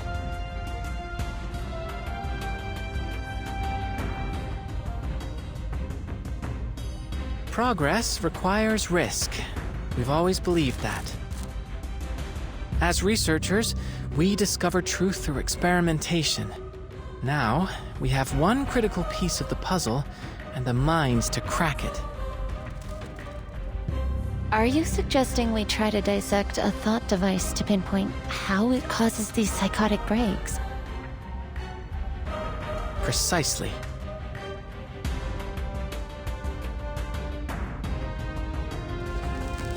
You're right. There's no use complaining now. We have an opportunity to make the most of the time we have left. You're kidding me. We're going to rely on a couple of teenagers to fix this. Nah, fuck that. Back to plan A. I'm gonna go beat the answers out of Maxim. Wait, Major. The people here need you. Besides, he already made his intentions clear. He'll die before telling us anything. We have to solve this problem ourselves. What's more, it seems your companion is the only one here with any working knowledge of the thought device. We'll need his help. Someone still needs to get him before he causes more trouble. Then allow me to go. As a neutral party, I might have a better chance to negotiate with him. Are you insane? This is a life or death operation, kid. Not a field trip. I'm not about to let you walk out there and get torn apart by those robots. We will not let that happen, Comrade Major.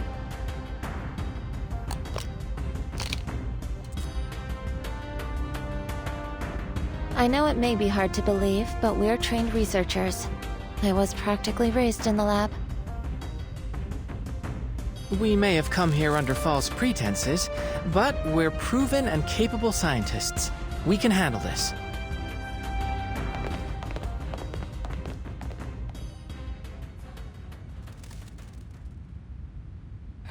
I guess that means the summit's back on.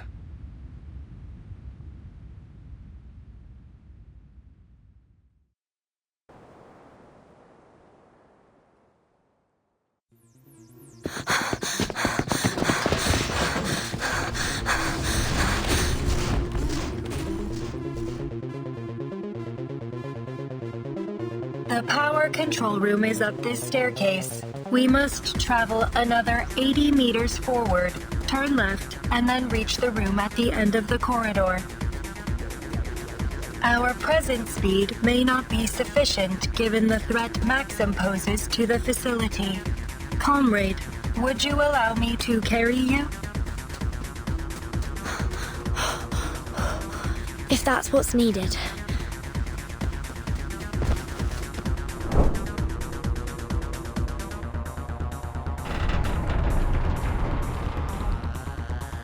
Structural failure imminent. Please brace for impact.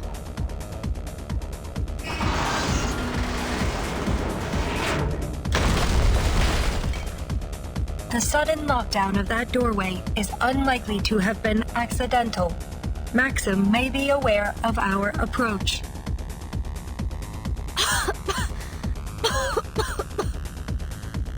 Comrade Doctor, are you hurt? I'm fine. It's only the dust. Apologies, comrade. I will attempt to warn you should I perform a slide of that nature in the future.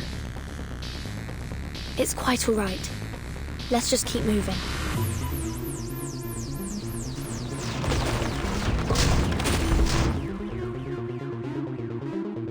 Warning, large heat signature approaching from above.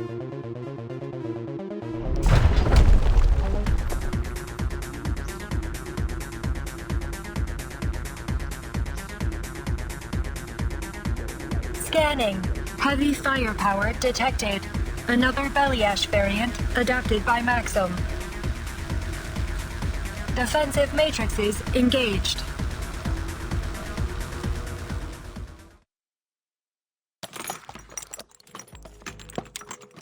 We have 2 unused thought devices to examine before we poke around in anyone's head. Let me see them.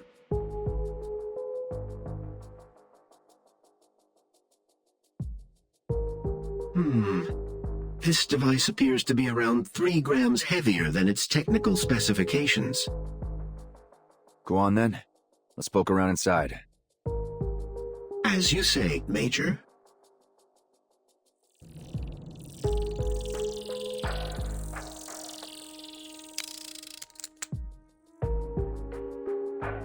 That is unusual.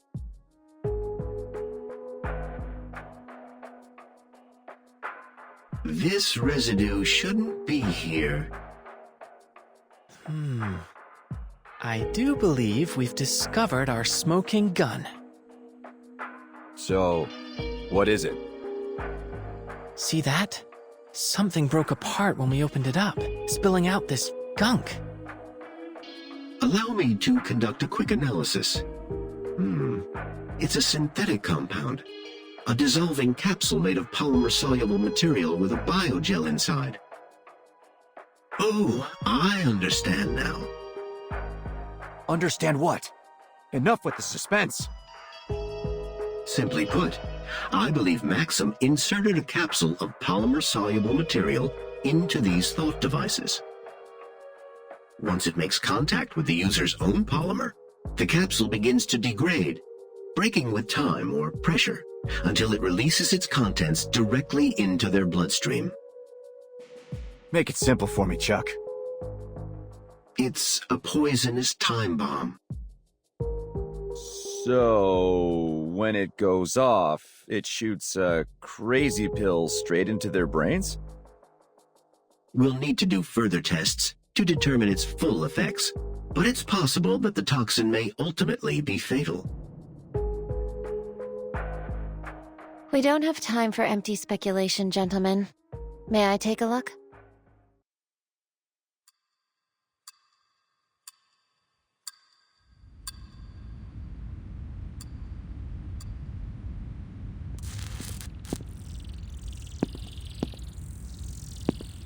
We done yet?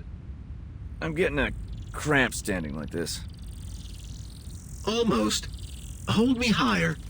I can't see the screen. Yeah. What did I do to deserve this? I should be out there smashing heads. You are a vital asset to this operation, Major. I couldn't have done this without you. Oh, gee. You gonna make me tear up, Charles? I think I've isolated the substance. Do you recognize this molecular structure, X? No. It could be that this molecular structure is unique to the science of this world. Maybe we can preserve a sample for study back at Laplace. You do understand your life may depend on this, don't you? Is there a chemist here? We're having trouble identifying this substance. I can help. I have a doctorate in medicinal biochemistry. You did seem to be an expert in intoxicants. Have you sobered up yet? Call me a drunk if you like, but I'm a drunk that got invited to this international summit. Now show me the damned report. I thought you said you were scientists. This one was almost trivial. Even a high schooler could identify it. Oh, but this is a tricky one. Its structure looks similar to adamantane. It's a novel kind of synthetic neurotoxin. Quite brilliant, in fact. Maxim could have gotten a patent certificate from the Discovery and Invention Committee. Focus, please. You're all in serious danger. I can make a list of compounds that may help neutralize the toxin, but there's no way to guarantee anything. In an ideal clinical environment, we would run trials to determine effective antidotes. Are there any lab animals here? If only we'd invited Medicine Pocket along. I doubt we'll be able to find any living animals here. We'll have to test the reactivity on blood samples. Maybe we can collect it from the scientists that have died. I would advise against that. There are too many variables in testing blood from deceased subjects. We need living cellular tissue. Hold on a minute. Isn't there an obvious fix for all of this? Major, I assure you, if there were, we would have thought of it before now. Hear me out. Why don't we just rip these things off of everyone's head before they can release the poison? Absolutely not. Maxim accounted for that particular possibility, unfortunately. The capsule is purposefully fragile. Once it's been connected, any kind of tampering with the device is likely to break it early. It's an ingenious trap. You see, Major? It's too risky. We could end up hastening their descent into madness rather than saving them. Simply put, we do more harm than good. Okay, got it. Just figured I'd make sure we weren't missing the obvious. Now what? Do we just hope no one dies between now and whenever we can round up some guinea pigs? Actually, Major, you might just have inspired me. In absentia of any Cavia porcellus, we do have the next best thing.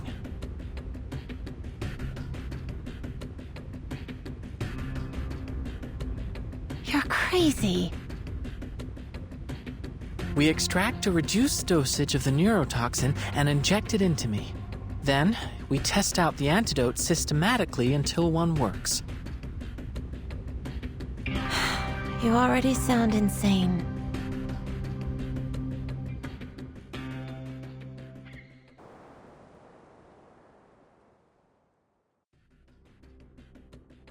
Gutsy move, but are you sure about this kid? Besides, how do we know your device hasn't already triggered? If we inject more of that stuff into you, even an antidote might not be enough. It's the best solution I can see. Given I only became polymerized earlier today, I should be especially sensitive to a polymer-based poison. My reaction will be easiest to observe in small, controlled doses. It's what Madame Lucy would do. No, it isn't. She would never approve of such an irresponsible act of self-sacrifice. Nor will I. Let's just hope that Vertin can convince Maxim to give up an antidote. I won't allow you to gamble your life on this while there is still a chance to find the solution another way.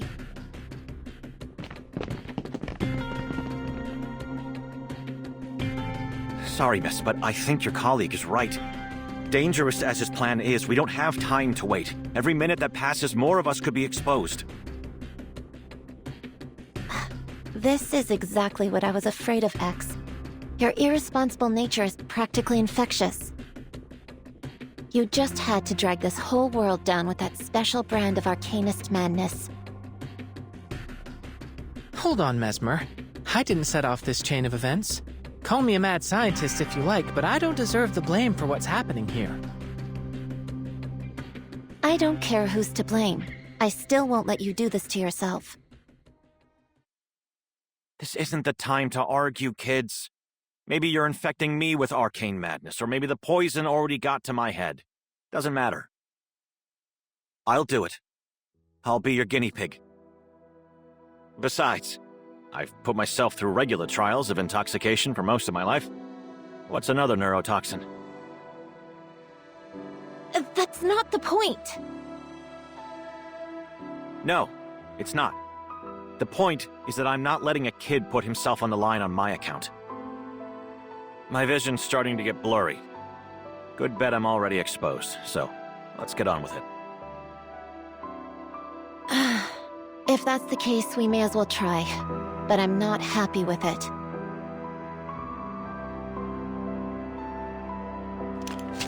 All right, nice and tight.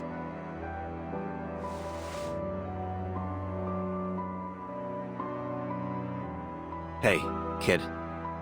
You don't have to do this yourself if you don't agree. It's a simple injection. Shush. I'm the only other person here with medical experience. I would never have allowed anyone to do this back home. I guess I'm the mad scientist now.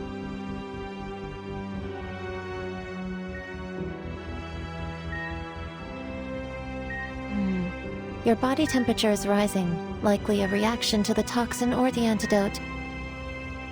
How do you feel?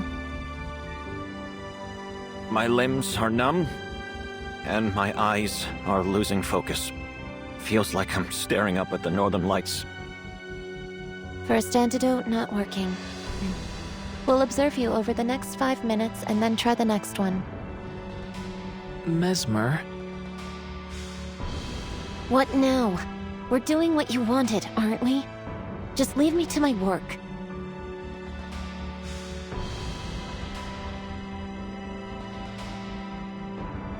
The antidotes could react to each other if applied on the same subject. So, why not try the next one on me? It's about time. I'm beginning to experience symptoms. Diplopia, nausea, the works. You better come back with a solution, Vertin.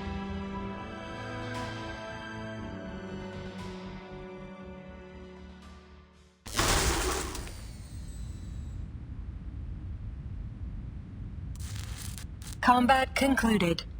No signs of injury or damage. We should return to our mission, comrades.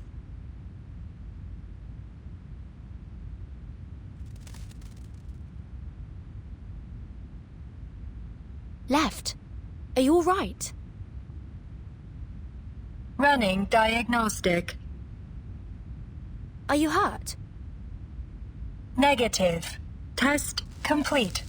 All systems functioning. We can proceed. The breach in the ceiling will allow us to compensate for lost time.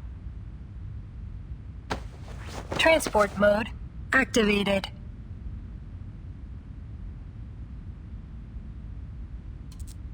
Again, please brace for impact. Not to worry. I feel quite safe in your arms. I am pleased to hear that, Comrade Doctor.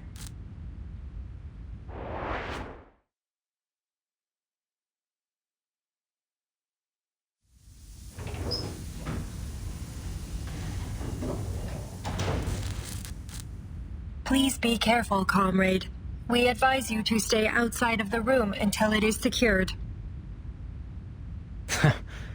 That must be why Sechenov always preferred the company of robots. Always ready to sacrifice themselves for the good of humanity.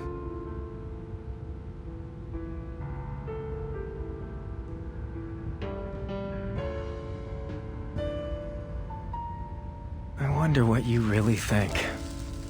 Do you see other robots as your people? Does that emotion module of yours prick with doubt or pain when you see your kind die? We are not obligated to answer your questions, Maxim. Oh. I suppose the real question is, can a robot truly even die? Ah, that's a question that would have fascinated me when I was younger. Maxim, what did you do to the thought devices? What makes you think I would tell you?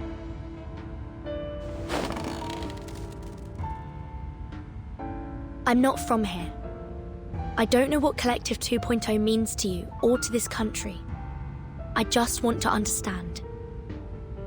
You expressed concerns about it before. Maybe you think the world would be better off without it. I don't know. But what I do know is that what you've done here is wrong. Whatever the intention was, it wasn't worth killing innocent people. Whatever the intention. You're more right than you know, young lady.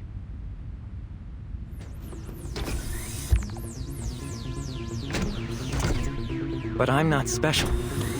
Making ends justify the means. That's just the way we do things here. Haven't you figured that out?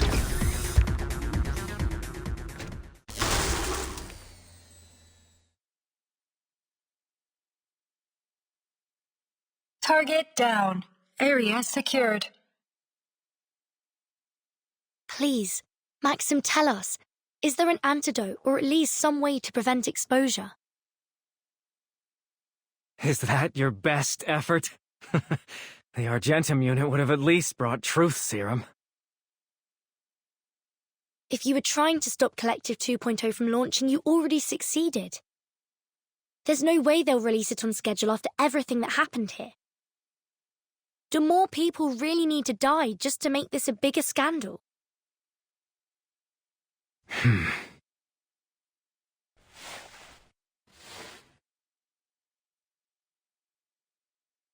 Sechenov deserves every punishment coming to him. But you're right. I never wanted people to suffer in vain. There is an antidote. Abnormal heart rhythm detected. Comrade Doctor, be careful. He may be engaging in deception. It's all right. Please, Maxim, just share it with us. It's a simple antidote. Though, I'm afraid I'll be taking the first dose.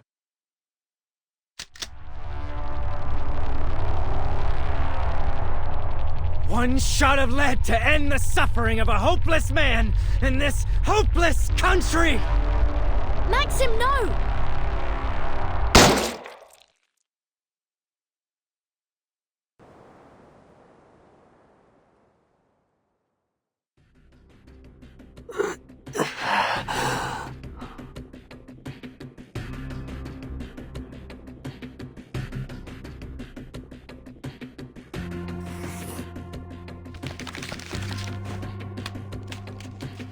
Atropine, vinactazine, pralidoxime. We've almost tried everything. Maybe obidoxime? We'd have to be extremely careful with the dose. It worked! We found it!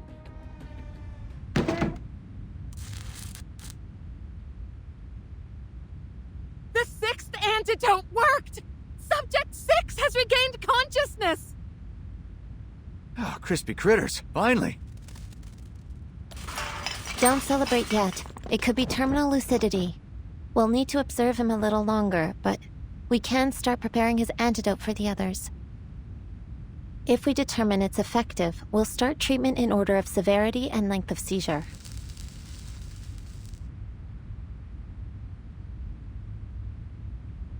Phew. That's an immediate amelioration of symptoms. I think we've found our winner. It's strange. I can almost feel the polymer reacting inside me. It's possible that you're more sensitive to the treatment, just like you predicted. I think you may have saved my life, Mesmer. Just don't ever make me have to do this for you again. No more random injections. Got it? That's asking a lot for a Laplace researcher, don't you think? This isn't Laplace. You really can be insufferable sometimes. What happened to the power? Is anyone using a respirator? Get them on a backup immediately. It's not the power. Everything's still running. Self-destruct sequence activated. Countdown. 15 minutes. Self-destruct sequence? Mesmer Jr. and Little X. Mesmer Jr. and Little X. Your parent is waiting for you at the power control room. Repeat. Your parent is waiting for you at the power control room.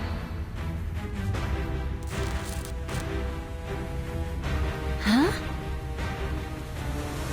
That has to be Vertin. She might be in trouble. I guess we'll have to go find our parent.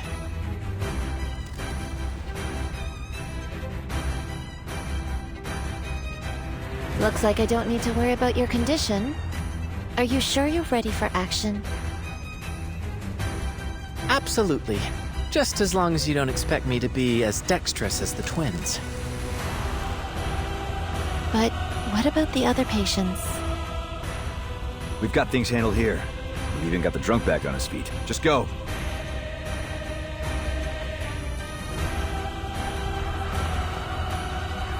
Tereshkova has sent out a broadcast to your colleagues.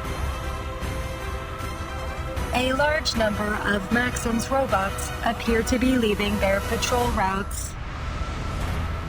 Given the circumstances, any attempt at evacuation will be a significant risk.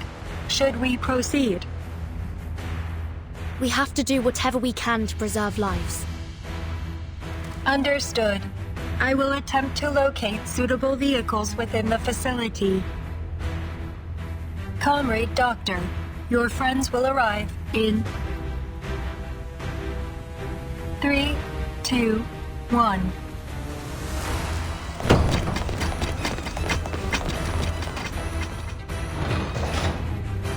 What's this about a self-destruct sequence, Vertin? Where's Maxim?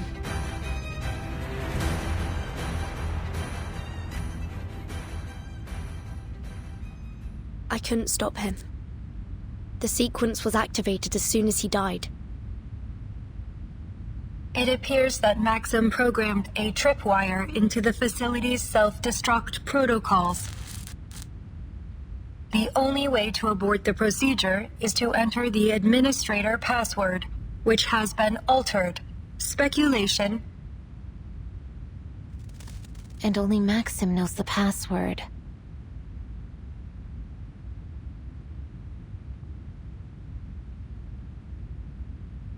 I may be able to use artificial somnambulism to extract information from his dying brain matter, but there is a complication.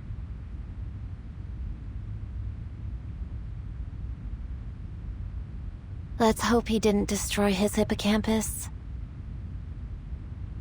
He's been polymerized, right? We already saw that it preserves some measure of the individual's brain activity after death. But we can't possibly predict how artificial somnambulism would interact with a technology like that. And even so, we know that the polymer doesn't preserve life. It only extends a limited imprint. We can't be sure of the extent or even the stability of Maxim's memories. Diving into a dead man's dreams, even if we were fully equipped, and we're not, we could still end up lost in it. Nevertheless, what other option do we have? So, I'll play the mad scientist yet again. It's becoming a pattern working with you two. X, I'll need some improvised equipment. I'll make a list.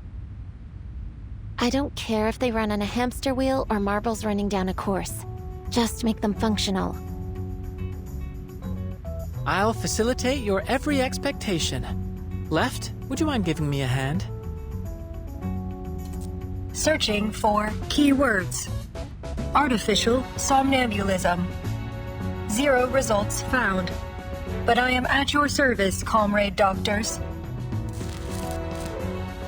First, we need a glass harmonica.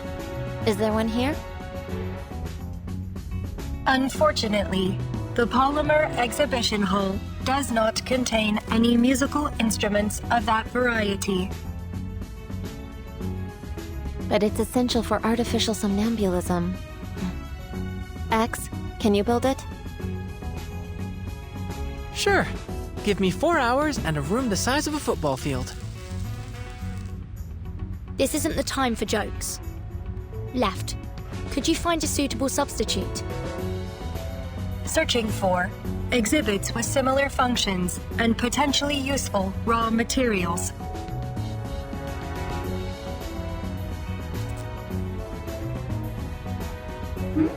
Sounds like you could use a little assistance.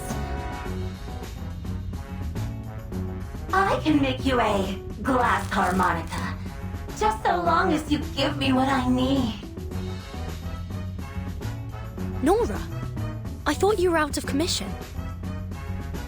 Truth be told, I've been trying to get out of this place since the self-destruct sequence started, but I'm trapped here, alone and unloved. If only some handsome hero were around to carry me to safety. But since I don't want to die surrounded by a bunch of brats, how about you help a girl out and feed me? We'll need as much glass as we can find.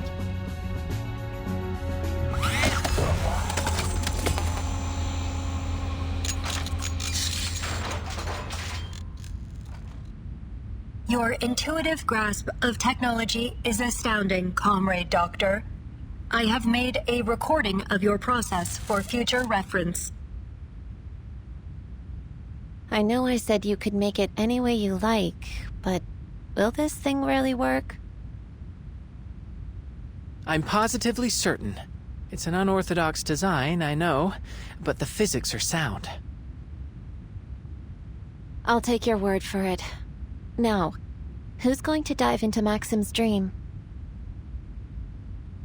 Oof, I wouldn't dare be caught with such a hideous man. That hole in his head was practically an improvement. Me! Let me try! No, you're the only one who can fix the machine if anything happens.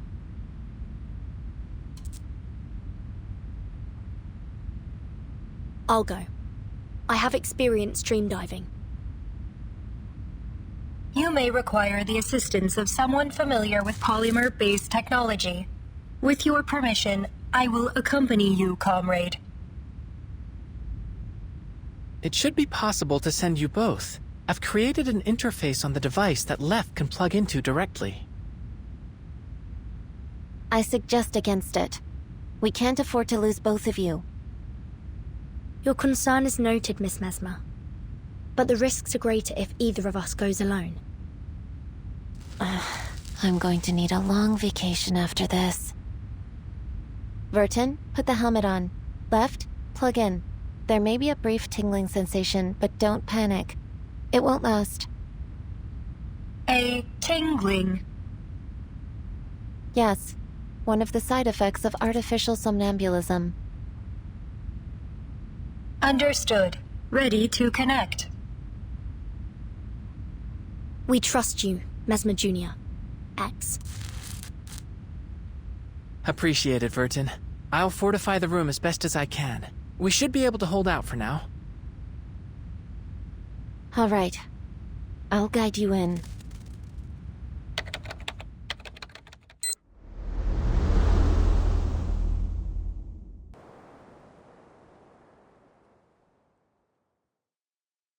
Mama, when will you be back?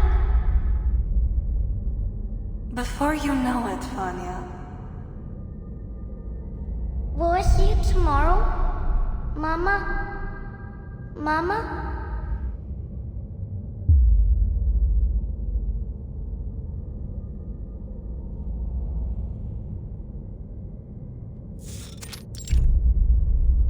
Can you hear me, Vertin?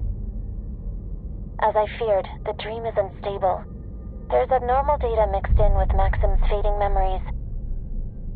I presume it's coming from the polymer.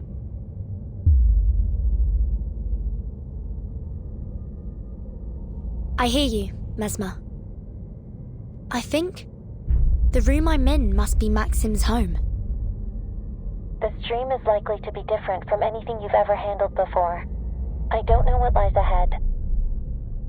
I'll be ready. Just keep things running up there.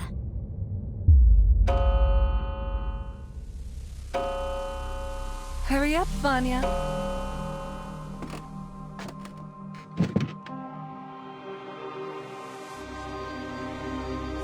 You'll have to head straight to school after breakfast. Remember what I told you. Wash your hands, keep your mask on, and apply disinfectant as soon as you get home. That's right.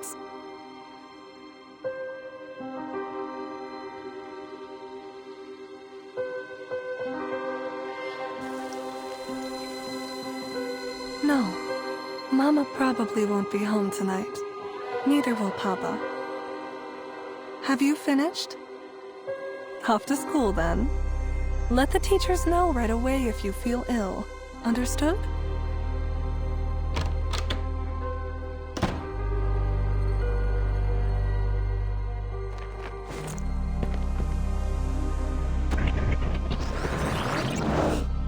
Hurry up, Vanya.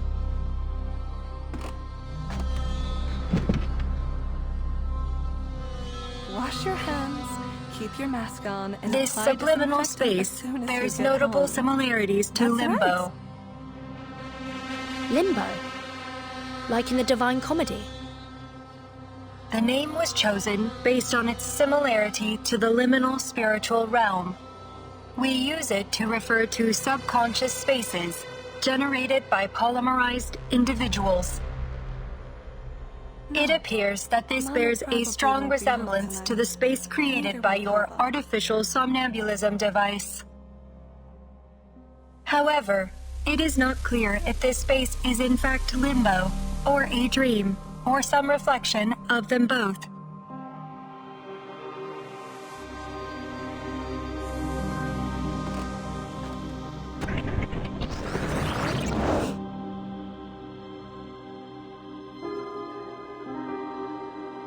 We're on a deadline, remember? We need to induce Maxim to recall his password.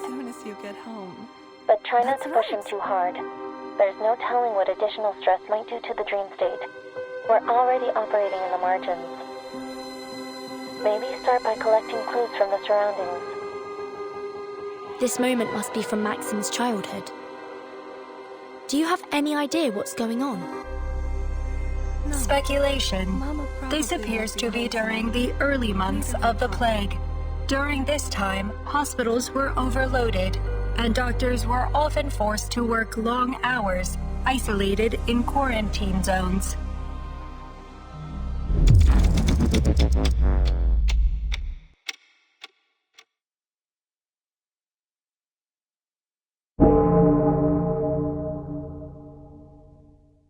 Do you hear that? They are announcing funerals, Comrade Doctor.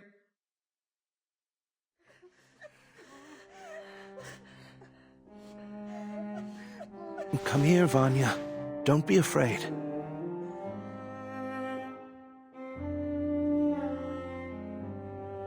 That must be Maxim's father.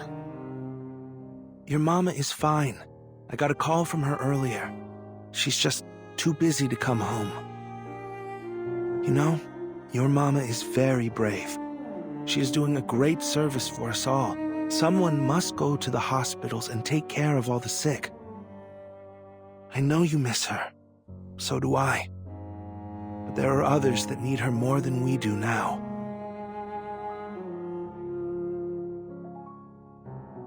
Now your papa has a job to do too, so you must stay here and take good care of yourself until we get back. Don't worry about me, son. I'll send our little robot round to say hi whenever I can.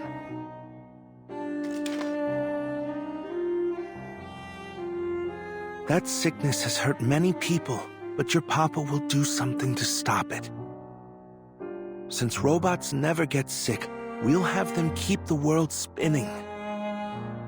That is how we will save our land and our people.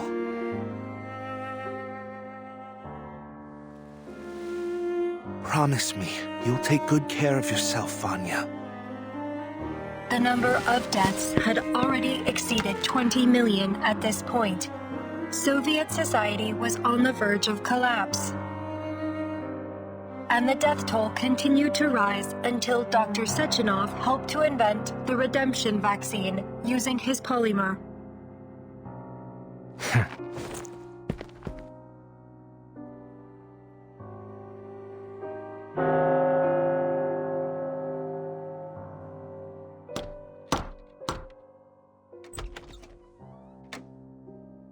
You're mistaken, comrade. We're not your parents. Listen, son, can you gather up your family's papers? Then you'll need to come with us. Your parents... they... Anyway, just follow us. We'll take you to them. Quickly.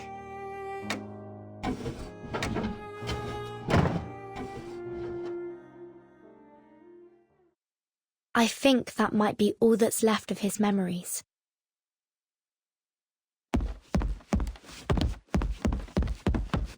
Who are you people? Leave me alone!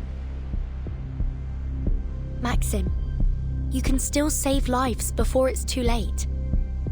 It's time to let go. Why? Why?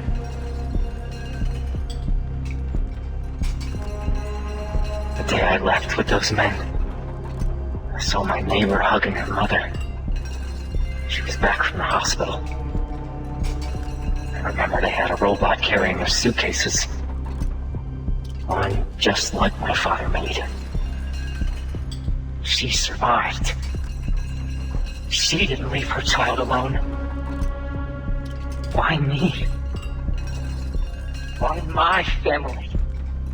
It isn't right! My mother had saved her! My father made the robots that took care of them. But they didn't get to come home. They left me alone. And all I had to remember them were the tattered medals the government gave me on their behalf. I never learned where they were buried. They could be lying in some unknown, unmarked pit. Or buried away ass! I know all too well how painful it can be to accept your loved one's sacrifice. But we have a responsibility to ensure their deaths were not in vain.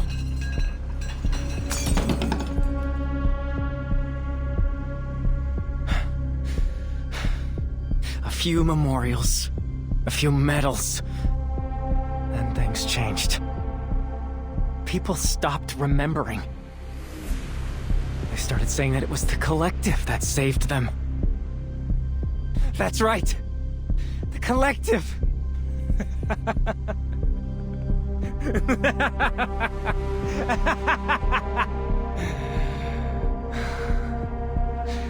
The collective. What a glorious, heartwarming name. It brings to mind all of those soldiers marching in lockstep in the celebratory parades. Thud, thud, thud.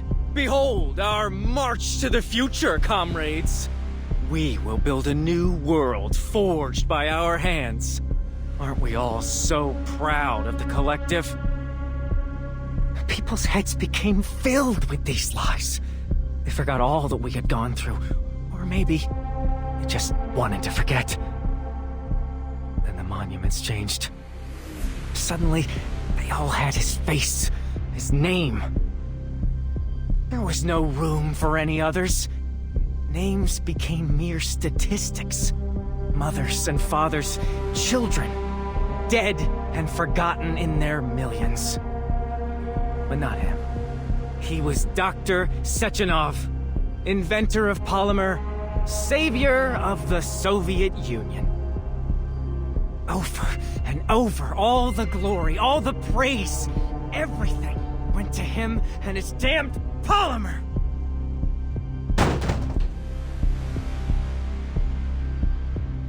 How can that be?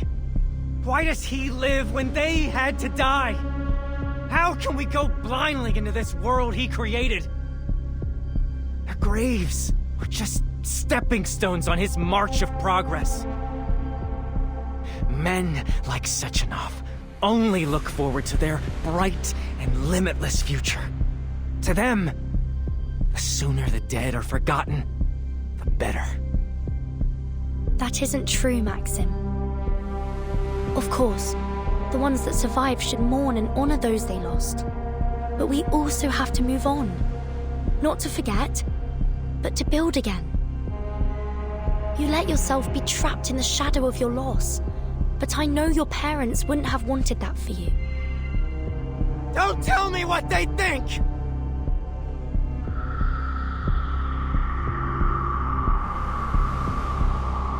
It's easy for people like you to think that. To pretend that a few kind words are enough to bury the dead.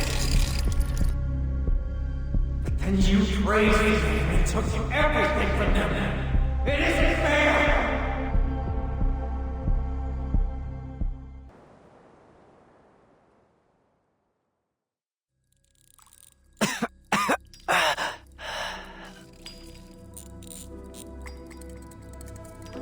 I have a son your age. Maybe you two can play together when you're feeling better. No.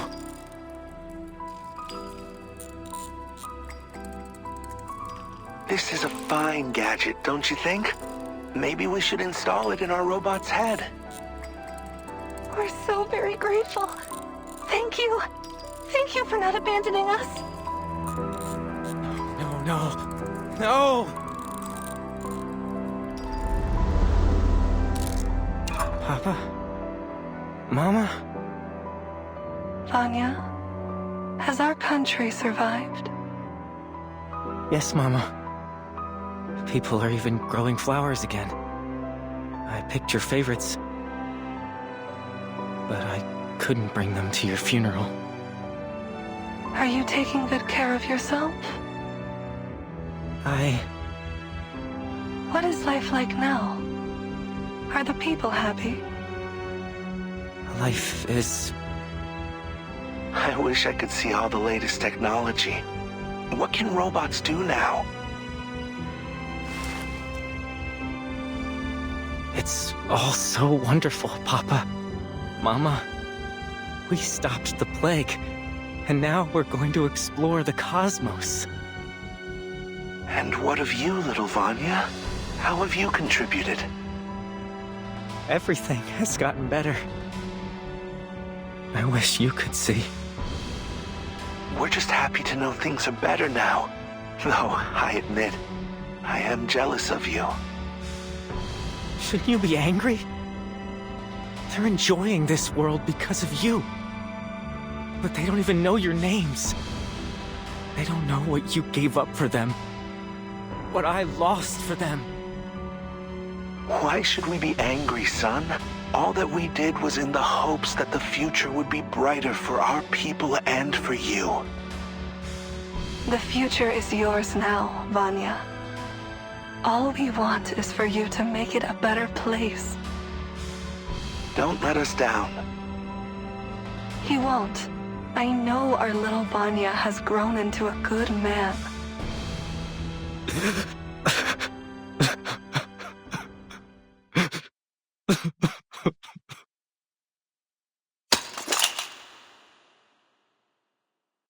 No, no.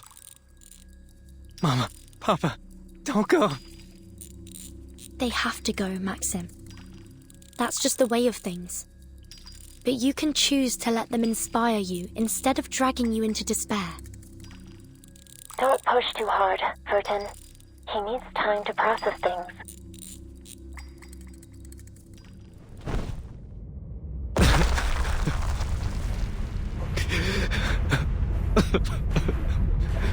I want to go home.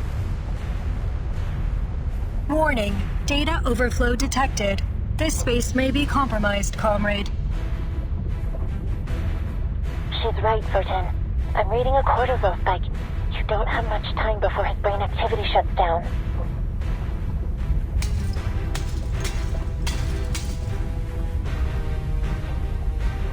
I need to go home. His dream state might collapse at any moment. You need to get out of there. Not without the password. Is there anything else we can do? Absolutely not. Your safety is top priority. Find somewhere secure now. I'm dragging you out. Wait, that fluid must be polymer. It might still have an imprint of his memories. It's our last chance.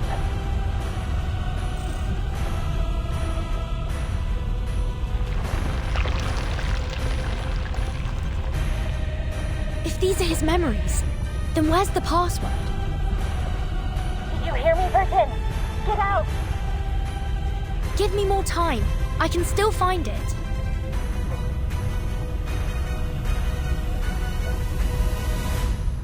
Comrade Doctor, you must leave. I will continue the mission.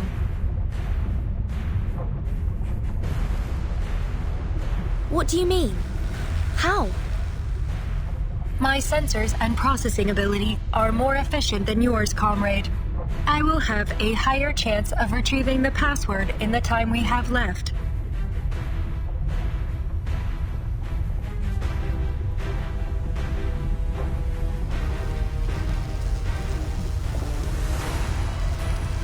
Confirming Vertin's status. Operable. Disconnect. Wait! Hold on! No!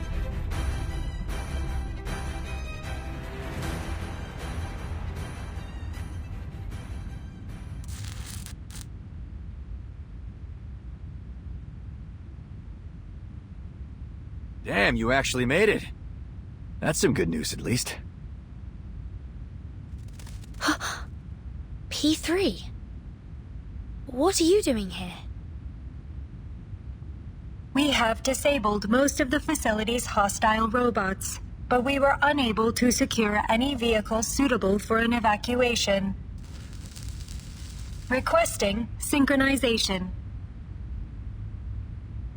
Are you alright, Vertin?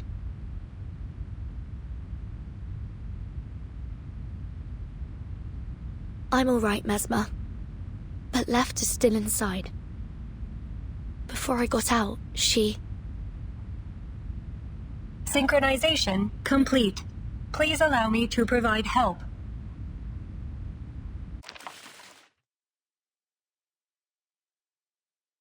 Warning. Data overflow. Left? Right? What are they doing? I believe this is their method of sharing computational power, though the ballet aesthetic only serves as a personal affectation of the designer.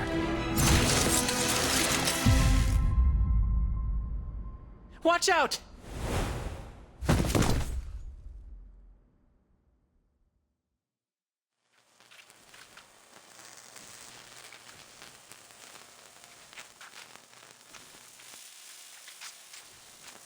Password and antidote composition secured.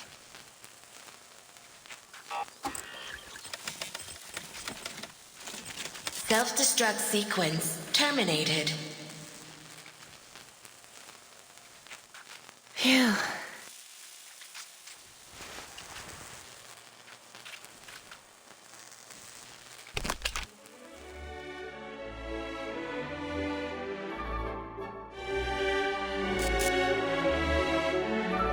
What is it?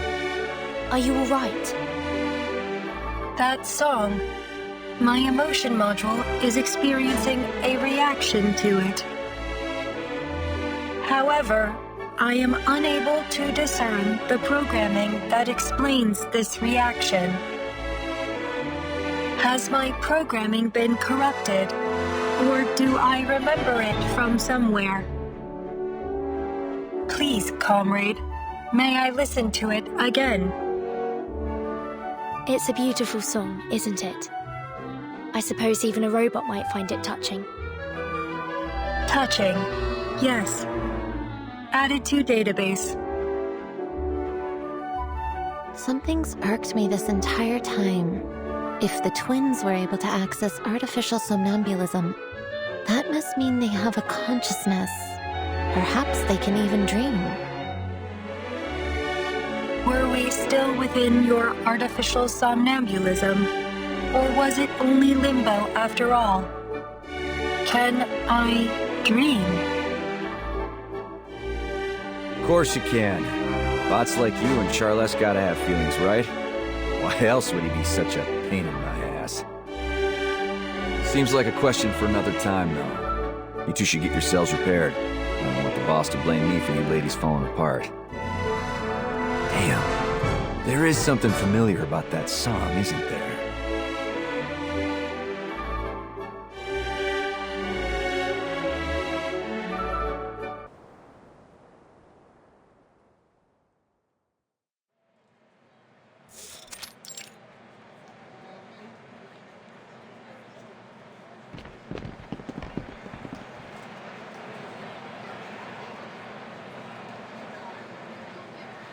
Have all the survivors recovered? Yeah, seems like the government is still reeling from the diplomatic fracas, and they've locked down the exhibition hall. But the worst of it is over. No news about the twins, though. I hope they're all right. They're actually coming to pick us up. Seems like Dr. Sechenov has already installed them into brand new bodies. And what about Maxim? How do they deal with him? I have no idea. Perhaps Dr. Sechenov will know. Good. I have some questions for him, too.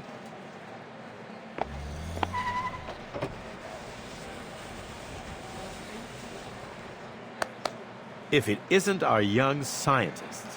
What a pleasure to get a chance to see you once again. If only I had time to sit and chat. It's good to see you as well, Dr. Sechenov. I am dreadfully sorry to have dragged you into all this, comrades. Yet I must commend you on your heroic efforts during this crisis. You saved many lives, and for that I am grateful. Would you allow me the honor of shaking your hands?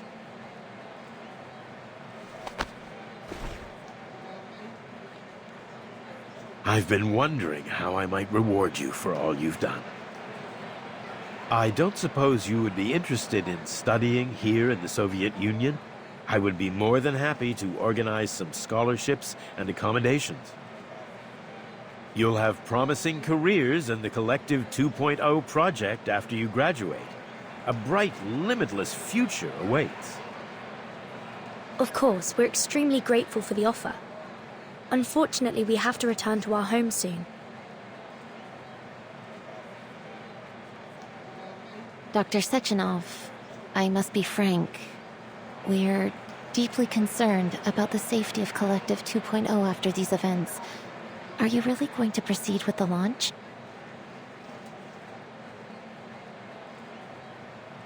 Naturally, this Maxim incident has forced us to look deeply into the security of the network.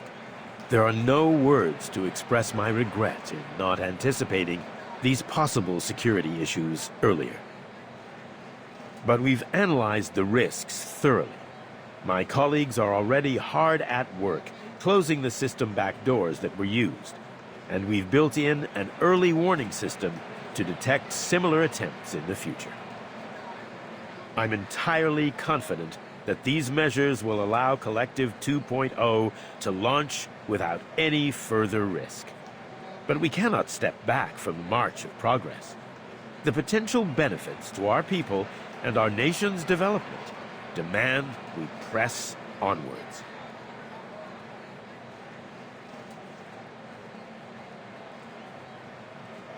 The March of Progress. I admit, it will be a revolutionary paradigm shift, if it works.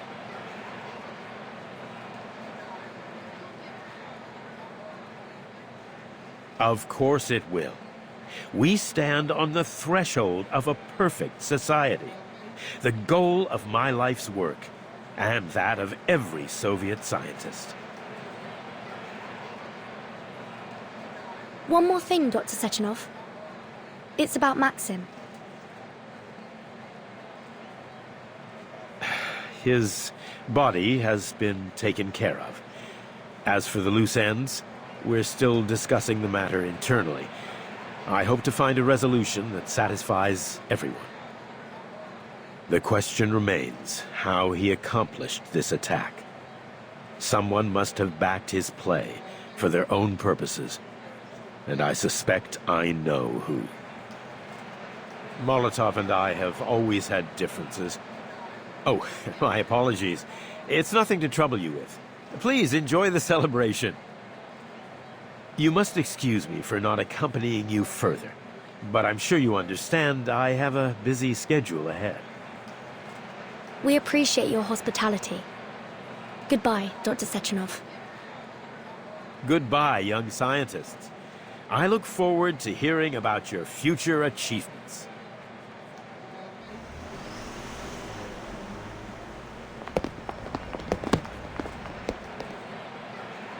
Hey! Over here.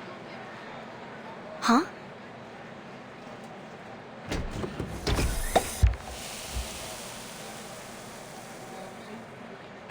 This celebration's not too shabby, honestly.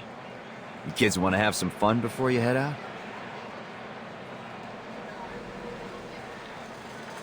3 sodas, please. If I've got the memo right, the boss is gonna give a big speech before the launch.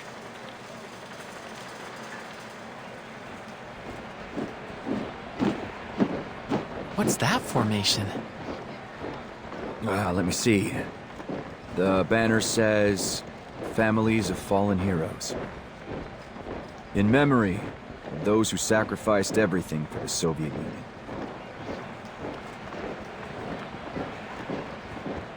The sacrifices of one generation fuel the achievements of the next. Even if it takes many generations to get there, those dreams may still come true. You gotta put that on a plaque, kid. Come on, don't be so serious. Let's have a little music to lighten the mood. What do you say? Sounds good to me.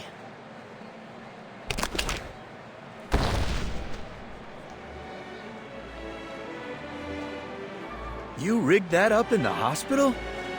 Gotta admit, that's impressive.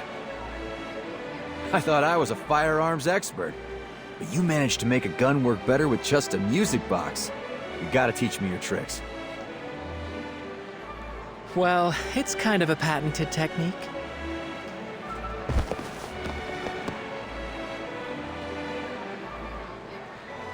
They seem to be getting along well.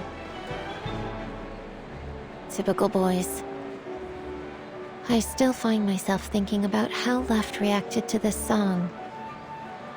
I wonder what it means to her. It's a real beauty. Kind of song you might play before you propose to a girl.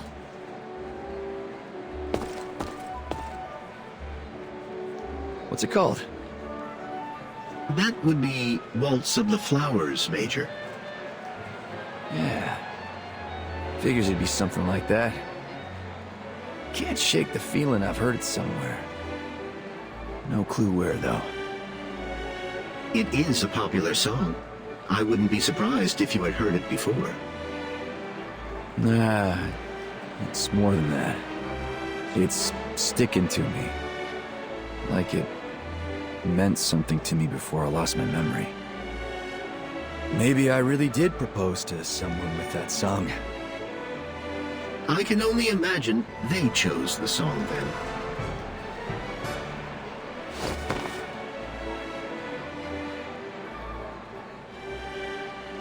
I think our experiment is coming to an end.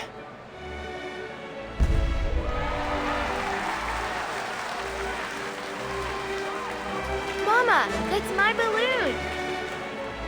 Which one? I don't know which one, but where are they going? To the future. Have you decided on a souvenir for Madame Lucy?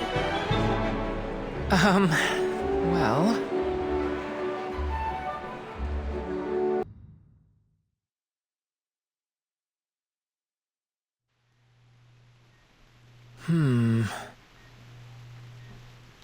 That is unexpected.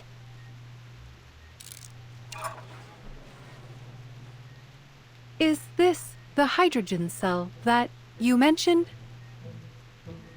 It does have a very unique appearance for a power cell, though I take it that this may be a consequence of the alternate technology involved. No, it's not a power cell. Just a talking pocket watch. What a remarkable outcome.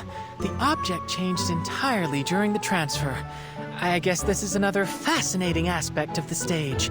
An unaccounted variable, like the butterfly effect. A hydrogen cell turned into a chirper. The science of that alone is worth studying, don't you think? Indeed.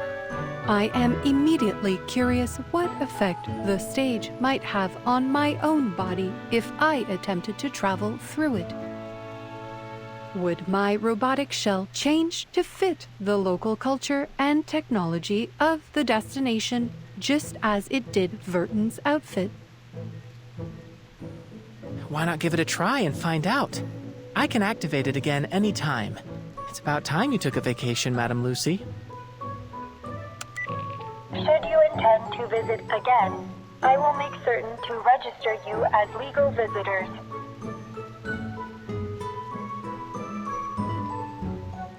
Thank you for your offer, but I am afraid I have to decline.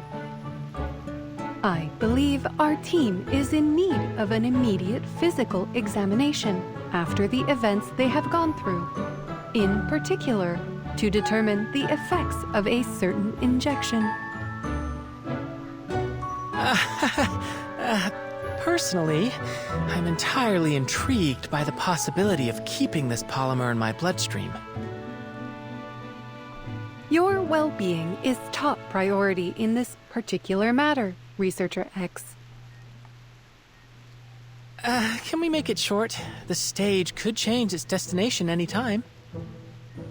I don't want to ruin Madame Lucy's prospects for a vacation. You'll need a thorough examination, I'm afraid. We can't run the risk that the polymer shifted during travel as well. You can tell Lucy all about our findings while you recuperate at the rehab center. Fine. You're the boss. While I am intrigued by the prospect of traveling, the changing destinations of the stage do not follow fixed patterns. I am willing to roll the dice, as you might say. I'll get X to the rehab center and make sure he stays put. Why don't you spend some time here while you can, Madame Lucy?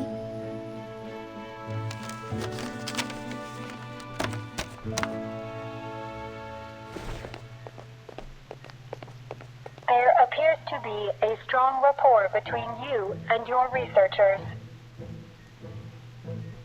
It pleases me to hear you say that. I will take that as a marked improvement of my understanding of humanitarianism. From my cursory reading of Verton's report, I have already learned a great deal about your world. Despite running dozens of simulated scenarios, I still find it hard to pinpoint the divergence between our world's respective technological progression. Another fascinating element of scientific discovery. Scientific development is often shaped by the demands of the environment. Perhaps the unique struggles of your world led to a divergence in technological need, just as they did in ours. If I have learned anything from humans, It is that their greatest motivation is and has always been survival. It is admirable, even if it can lead science towards destructive paths. The greatest danger lies in giving up and dwelling in the mistakes of the past. I have lived through many generations of human technology and observed their progress firsthand. Setbacks and disasters are inevitable, but there will always be those willing to take risks to bring about a better world. Innovation is a process that feels in many ways like laying track before a speeding train. Too often we only see the hazards ahead when it is too late to change course. But as long as humanity survives, they will learn from those harsh lessons and overcome. Analysis. Your theory of human progress bears a strong resemblance to the process of natural selection. Perhaps so. But the random dictates of genetic mutation are a much slower process.